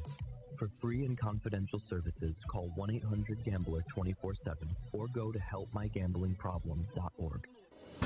The latest edition of PressBox is available now, and it's our annual Best of issue, celebrating the top people, performances, and moments of 2025 in local sports. On the cover, we recognize 4 of the most significant athletes of the year: Orioles pitcher Trevor Rogers, Navy quarterback Blake Horvath, Maryland basketball star Derek Queen, and our 2025 Mo Gabba Sports Person of the Year, Ravens safety Kyle Hamilton. PressBox is available for free at over 250 locations throughout the region, including your Baltimore area High's Dairy stores. Plus, you can read the entire issue online at PressBoxOnline.com, where you can also find great betting advice and the best daily coverage of the Orioles, Ravens, and Terps.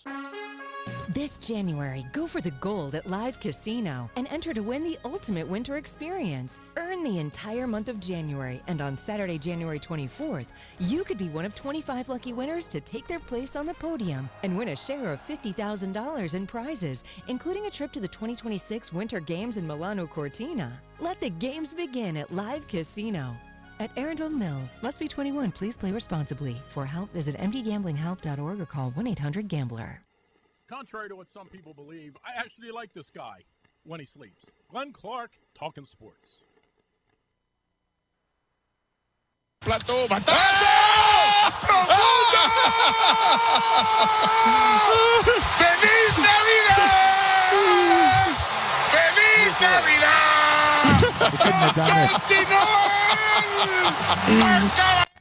coming back. It's like one of my favorite calls. It's a great call. I'm not disagreeing. I was gonna forget otherwise. Oh, okay. Jean-Kenzie Noel is now an Oriole, who again is very capable of hitting the tar out of the baseball. But as we discussed, unfortunately, he just doesn't do it very frequently. He very frequently doesn't hit the ball at all. There's a reason why he was available for the Orioles to claim him on waivers. Him and Cowser perfectly. Perfectly. So they can combine to hit 190. 200, yeah. Yeah. No, they'll probably hit 200. Neither one of them hit 200. Yeah, but together they would. Oh, together. All right. Once they join forces. Okay. Yeah. Jean-Kenzie Noel now in the Maybe he mix can play center for field, the though. Orioles. I don't know that he can. I don't think that's going to Maybe be he an can, option. though. I don't think that's going to be the case. But look, man. I thought Jorge Mateo could play center field. If I'm being fair, right, Jean-Kenzie Noel today is what everyone thought Chris Davis was when he left Texas. A guy with the ability, like power ability, but never able to translate it at the highest level.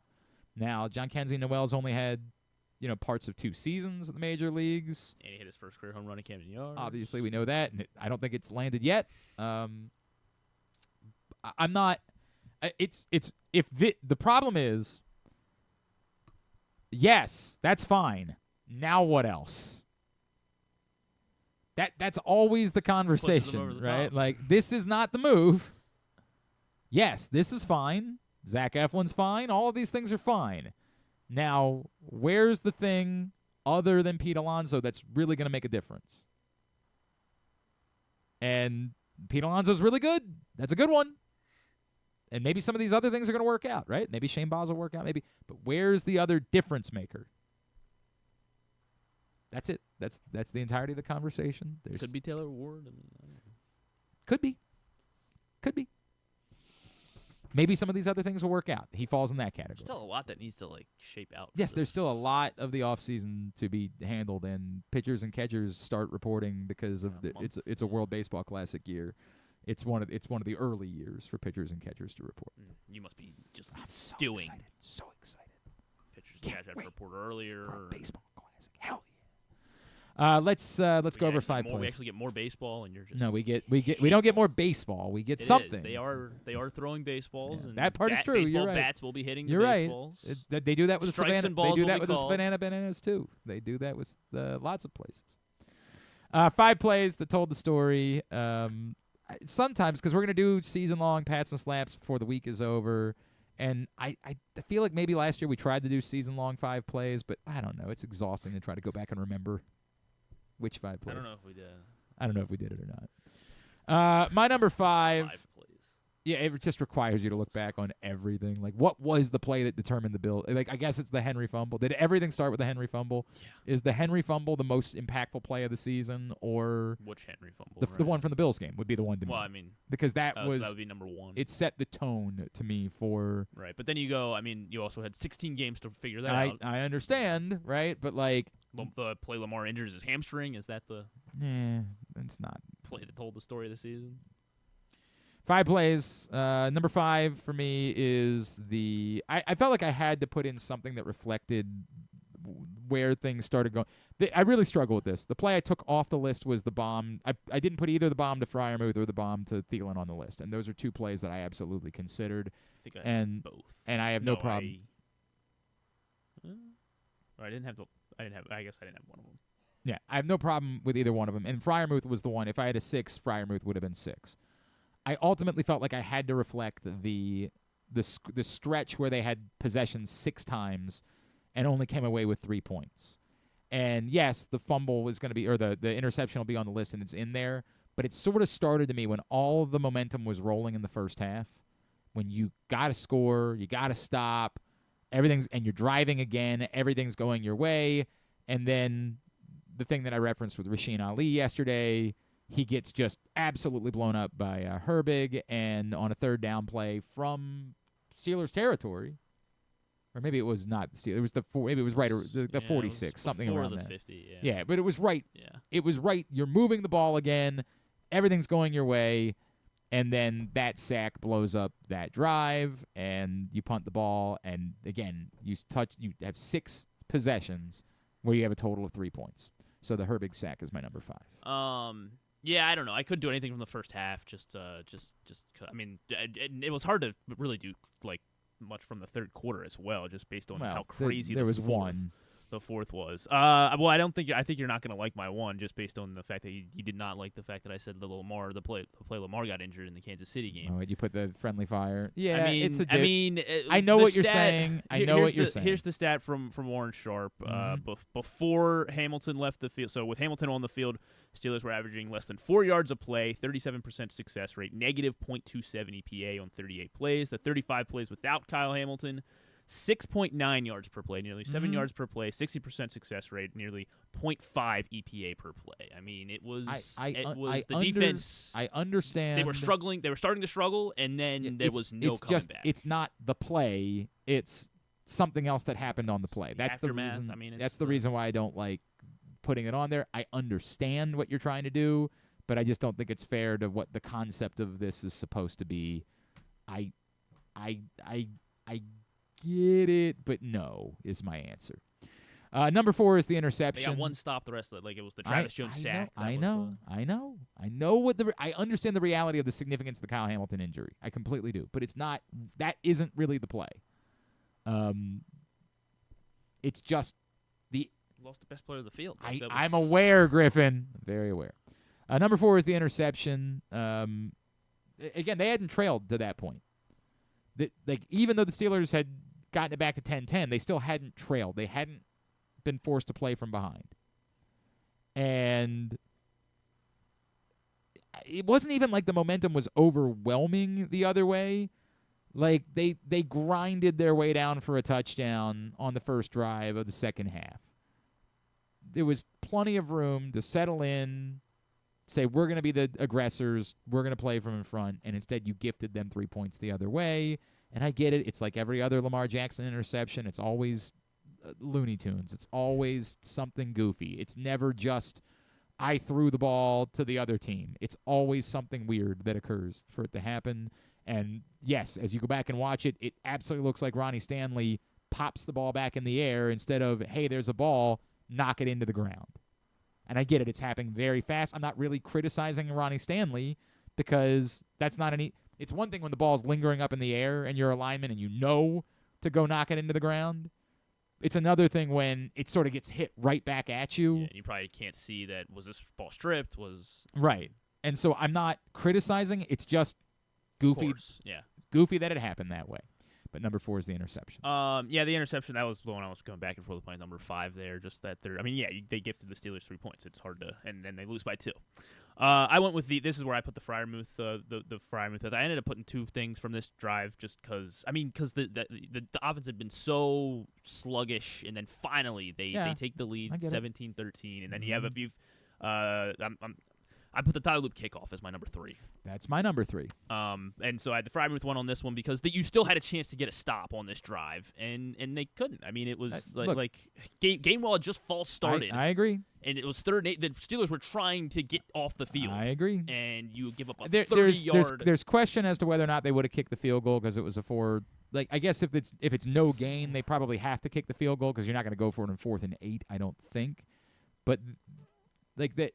There would be debate about whether or not it even makes sense to kick a field goal there, and the analytics might say there is no reason to kick a field goal down 4 with what was the time? It was 6:08. Yeah, they were at the Baltimore 36, so it would have been like but Chris 60. Boswell. Yeah, but it's no. Boswell just made a 57-yarder with ease earlier in the game. They trust. Now, I get it. There's irony there because of what happened, but they trust Boswell kind of implicitly.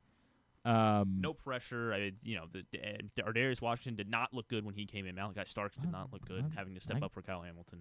That was the funny thing about Kevin praising Malachi Starks. I'm like, he had not been great. I mean, when you needed him to, he has not been. Yeah, like I think I'm not trying to tell you that I think he's bad. No, I think he's a rookie, but is he a special player?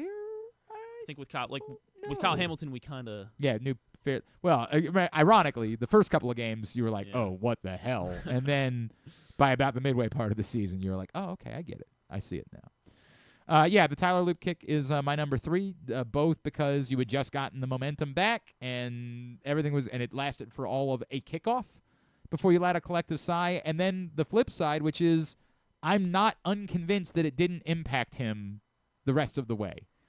I'm not unconvinced that didn't rattle him. Remember, they didn't. Well, I almost felt like because like the chance that he had an opportunity to like kick two more extra points. Yeah, I guess it was only one more extra point. Yes. Yeah, so maybe. And remember, the other kickoff after that, they didn't try a real kickoff. They just said, "Go ahead and boot it." So he had not really been able to make a play to make up for that, and I wonder how that might have impacted him. So that's part of it for me as well. The number 2 is the touchdown to Calvin Austin, which I'm not telling that I expected the Ravens to get a 3rd and 10 stop, but maybe it's 3rd and 10.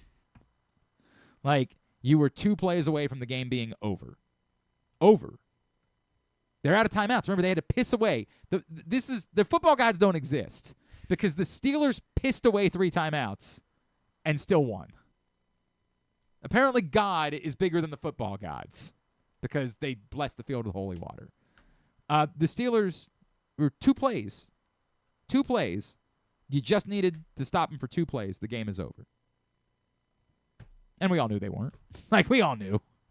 Again, and ironically, I would make an argument if they had won that this is also on the other list. Right. Well, this has to be number 1, right? Like, because after everything that happened this season, the defense still has a chance to win the game here. And well, no, I'm saying the other way. If Tyler Loop makes the kick, I can make an argument that because the Steelers scored with 55 seconds left, instead of just converting the first down and grinding the clock further, Awuzie led up the touchdown. And like, bizarrely, this was one of the 5 plays that told the story of how the Ravens won.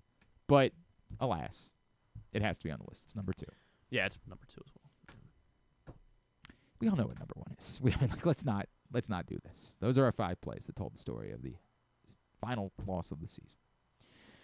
Tidbit is brought to you today by Live Casino and Hotel. They are giving away a trip to the Olympics. And apparently they're allowed to say it. Because normally when it's things like that, we're supposed to be like, they're giving away a trip to the games or something along those lines. This winter's game. Yeah, right. But they're allowed to say it, apparently. That seems noteworthy. And also, you can win your share of $50,000. So go to livech.com and find out more for Live Rewards members. And as always, the best place to watch. Now that it's emotionless, now that it's not the Ravens, just go hang out. Spend the day inside Sports and Social on Sunday. We've been there for playoff games. It's awesome. It is so – everybody's living and dying. It's crazy. It's just a cool atmosphere, the 100-foot media wall. It's a great place to watch the playoffs. So I'd encourage you to get there this weekend at Sports and Social at Live Casino and Hotel. So the combined age of that aforementioned Rodgers Thielen reception, I think, was like 76 years old. I think. Yeah. And so based on available records, there have been 2 older reception combinations. One of them's got to be involved. Tom Brady. Yes. Tom Brady and Gronk. Not Gronk. Tom Brady and somehow Mike Evans. Not Mike Evans. There's another receiver. Who else was on that Tampa Bay team? Tom Brady this would have been the year after the Super Bowl. Or 2 years after the Super Bowl. Yeah, whatever. How many years? It wasn't Antonio Brown. Not Antonio Brown. He was 33 years old, so it was a 78-year-old completion here. 33 years old. In Tom what Brady year? It was 22. 22. That was 2 years after the Super Bowl. I keep forgetting that Tom Brady kept playing. Yeah. Who did they mess around with? Who was a 33-year-old receiver. 33-year-old receiver that was a buck in 2022. Yeah. I'm guessing wasn't primarily a buck. No, he was someone they brought in. Like 95% of his career in one city, and then kind of tried his hand, I think, in Philly. Oh, Julio, yes, yeah. Julio. And Tennessee too, right? Yeah. Okay, so yeah. maybe it wasn't 95% Atlanta. I don't know. He's a Falcon, but yes, yeah, 33-year-old Julio Jones. Dude, that's one I almost have completely blocked Julio out of being a Buccaneer at any point. Yeah. Yeah, he was Philly, Tennessee, and so Tampa. Was he in Tennessee for 2 years? Or? He was in Tennessee in just the one. Probably just the one. Okay. And then Philly, he had retired first, right? It was Julio and A.J. Brown, and then there was A.J. Brown was the only receiver. Well, that was when we still thought that Julio, go get. I was hellbent on the Ravens getting Julio at that point. I'm like, go get that dude. At least now they do that. They go and get the 30-year-old receiver. And Didn't he retire and then so, probably. and then played with Philly afterwards? Oh, is like, that what it was? Came out halfway through the and year. Then probably retired again, and then Tom was like, No, because Philly was the end.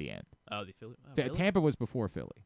Jeez. I think he retired. Julio's end of career. I think he retired after Tampa, and then here we can get this answer. I guess so. Is there anything? There was another older one, 1975. Oh, I could be 48-year-old. Yeah. George Blanda. Yeah, George Blanda. I don't know who the completed a pass to then 32-year-old Fred Biletnikoff. Oh, okay. Actually, that makes sense. I didn't know that Fred Biletikoff. 80-year-old completion. Yeah, I didn't. I mean, I guess if you had said name a famous Raiders wide receiver, probably would have been pretty high on the list for me to come up with Fred Biletnikoff, but I did not know that. All right, Julio Jones. He. On July 27, 22, he signed a 1-year contract with the Buccaneers. He joined the Buccaneers. He became an unrestricted. Well, it doesn't say he retired, but he didn't sign with the Eagles until October of 2023. So he was definitely out of football altogether, and then signed with their practice squad and joined the Eagles in October of 2023. So that was the end. And then they made the Super Bowl, Oh, yeah, 100%. All right, very good. Tubular brought to you by the Stan the Fan Variety Hour. If the Orioles make a move that isn't Jean-Kenzie Noel, with all due respect, they make a different type of move. Feliz Navidad. Hey, man, I'm all for Christmas time. Somebody pointed out, I forget who it was. Maybe it was like Andy Koska or something. He said, or the Orioles, or maybe it was Jake Rill. I don't know. Or the Orioles the most festive team. Yeah, Jackson Holiday, Polar Bear, and Jean-Kenzie Noel. Christmas, Big Christmas. It's a fair point. Anyway, Stan, Ross, and Luke, they've been keeping you updated all throughout the offseason. Facebook.com/PressBoxSports. It's brought to you by the Costas Inn with 2 great locations, North Point Boulevard and at the Fairgrounds in Timonium. Tonight, I got bad news. Well, hopefully you like college. Yeah, there's some good college basketball tonight. Duke Louisville, very good. That's 7 o'clock. Louisville's best player's not playing. That's not great. Yeah. Not great. But he hasn't been playing the last 3 games. Okay. They've been okay. All right, then. 7 o'clock on ESPN. What? Texas Tech Houston's a very good one. 9 o'clock on FS1. Some Big Ten hoops tonight. Michigan Penn State at 7 on FS1. Iowa Minnesota at 8 on Big Ten Network. But, yeah, it ain't great. The Wizards play tonight. Who? Who's our next victim? They play the Magic tonight at 7 o'clock on Monumental. Look out. NBC's got Heat Timberwolves at 8 o'clock. It's what it is. You know what? If you didn't watch Josh Charles, Griffin and I watched it yesterday. I enjoyed it. It's very folksy. What town is that supposed to take place? Oh, it's New England. I think it's somewhere Maine. I think. Okay. I didn't know Abigail Spencer. I love Abigail Spencer. I meant to text him about that last night, and I forgot to. I don't want to sound like a creep, though. I don't want to sound like I'm obsessed with her. Yeah, right. But I've been watching Mad Men recently, and she was great in Mad Men, and of course she was phenomenal in Suits. Like, I really like Abigail Spencer. I think she has a presence to her, and I was happy to see that she's in Best Medicine, which they're showing on Fox, correct? Yes. Tonight, 8 o'clock. If you missed it on Sunday, yeah, and it's going to be on Tuesdays moving forward. Correct. Excellent. Yes. Anything else? Well, I know you're excited. Carl Anthony Towns and Sean Hayes will be on Seth Meyers. What is that? What? Together, Carl Anthony Towns and Sean Hayes. Sure. But what? Like what? I guess because the NBA on NBC, so they're just throwing whenever they have the New York athletes in town. That's the problem. It's that what I mean in town. Like that's where they are. It feels more like we couldn't get a real guest, so hell, you play for the Knicks, so you're here. You don't think Carl Anthony Towns? Well, Carl Anthony Towns is no longer on the Knicks, right? Oh yeah. So maybe I guess I he came forgot on Seth about Meyers that a too. couple times Maybe while he was a Knick. Yeah. It's so weird, man. It's so Carl Anthony has a Knick. What are we talking about? Oh, he is. Yeah. Who are you confusing with? Maybe I'm confusing Randall and Carl Anthony Towns. Okay. Yeah. I'm like, what am I doing? I was for a second. I was panicked. That's I'm like, what did I forget the That's Carl what the trade Anthony was. Towns? It was Cat for Randall. Okay. It's just bizarre. Like, why is he a Because he's in New York. Late night talk show guest. Right, but there's a lot of markets. He's an athlete. We talked to him if he wanted to go on our show. What would we talk to him about? Basketball. Like, what about it? How do you think Towson's going to do when we're over there on Thursday? And we would really like them to avoid a 4-game losing streak? Maybe. Is that what we're going to do with Carl Anthony Towns? Talking about how Kentucky's doing. What's wrong with Mark Pope and the Wildcats? Sure. All right. Thanks today to Kevin Van Valkenburg and to Bo Smolka. We'll get it up in the greatest hits section of the Jodie Foster and Tracy Letts will be on Stephen Colbert. tab at GlennClarkRadio.com. Oh, you know what? 2 sports questions last night. Uh-oh. The first was this was a good round. It was an over-under round. The answer to this question will either be over or under the number 20. So you just have to say over or under, and the number is 20. All right? Caitlin Clark's jersey number. Over. That is correct. Yeah, 22. Serena Williams' career Grand Slams. Push? I don't know. I will say over.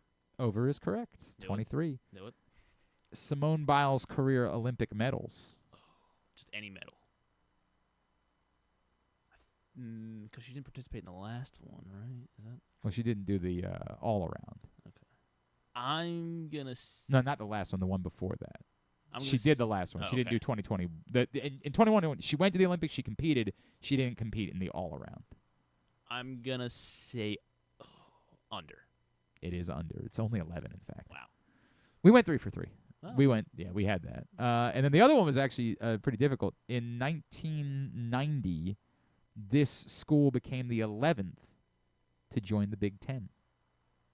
In 1990. Mm-hmm. When did Nebraska leave the... They were in the Big 12 or Big 8 or whatever. Yeah. Or was it like Penn State? Penn State's always been Big Ten. Maybe? I don't know. I don't know. I wasn't around in 1990. You keep trying to stare at me. This is the issue. I was around, but I was 7 years old. Yeah, so I it wasn't remember like who. You asked me who oh, what yeah. the conference alignments were in 2007. Every time I talk about anything, you're like, This team became the 11th team to join the Big Ten. Mm-hmm. But you were born in 2000, Yeah. right? Yeah. You're not great on 2007 stuff. I bet I could name You're 2007 stuff. You're not. Cars was 2006. Okay.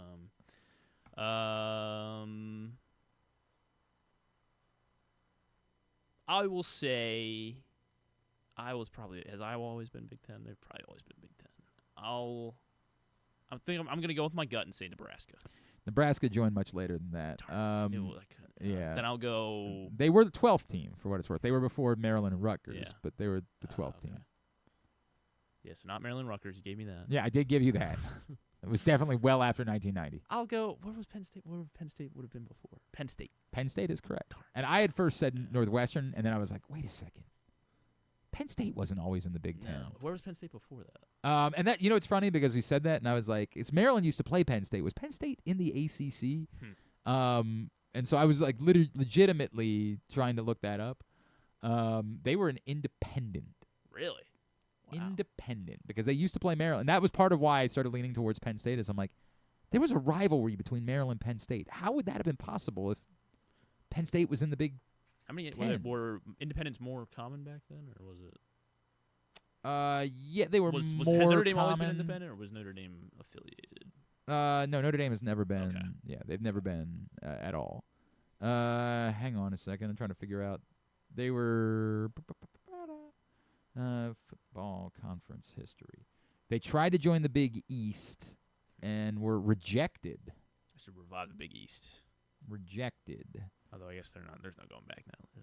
What's that? There's no going back now with these big conferences. No, it's over. It's over. All right.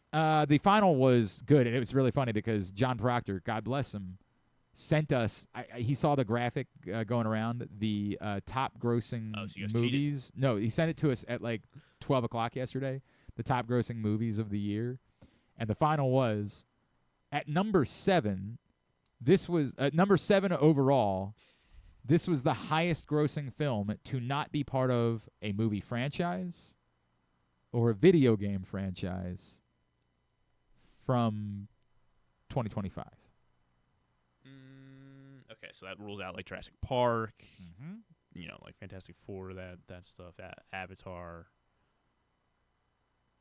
I'm going to say I'm between Sinners and F1. F1 was like people were like just because it was. I think it's just because it was a summer blockbuster. I'm gonna go F1.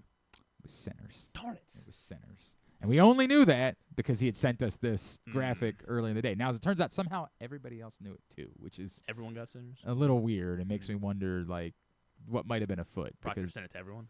Yeah, I don't know. The rankings were number 1, a Minecraft movie. Number 2, Lilo and Stitch. 3, Superman. 4, Jurassic World. 5, Zootopia 2. 6, Wicked for Good. 7, Sinners. And in fact, the next one, he's got the entire top 13 in here, and there isn't another one in the top 13 that wouldn't. That were also franchises. Yeah. Jurassic. Fantastic Four was 8. How to Train Your Dragon 9. Avatar 10, despite the fact that it came out like a week before the year ended. Captain America 11. Mission Impossible 12, and Thunderbolts 13. So, yeah, I guess technically it's Thunderbolts. I guess you can't say it's a franchise, but no, it's it MCU. is. Yeah, that's the problem, right? Like it is. All right, very good. Thanks today to Bo Smolka. We did that. We did the thank yous, right? Thanks to Kevin Van Valkenburg. You said we were going to get him up in tomorrow on the program. Nikki Glazer, Joel Edgerton. We're not doing another one. Kimmel. Tomorrow on the program, Drew. Yeah, Drew. Oh, that's unfortunate. Yeah. Pam Ward's going to join us. Yes, very excited about that. Maryland, University of Maryland alum, and once upon a time at WBAL, Pam Ward just announced her retirement from calling college sports, and I think she called WNBA as well. For the last few years. She was the first ever female play-by-play voice for national college football. Wow. Pam Ward, a trailblazer, a legend in broadcasting. Excited to share some stories with Pam Ward tomorrow on the program. And Stuff and Things? Yeah. Stuff and Things. Yeah, we'll talk about the next Oriole then. Sure. Thanks to everybody at PressBox, all of our great sponsors and partners, including Volo Sports. 1-800-GAMBLER, helpmygamblingproblem.org, the Costas Inn, countysports.zone, your local Toyota dealer, buyatoyota.com, Live Casino and Hotel, Nick's Fish House, and more. Thanks to Griffin, at Griffin_Bass. Follow us, Twitter, Instagram, and TikTok, at Glenn Clark Radio. Have a great Tuesday evening. Go nobody. Duke sucks.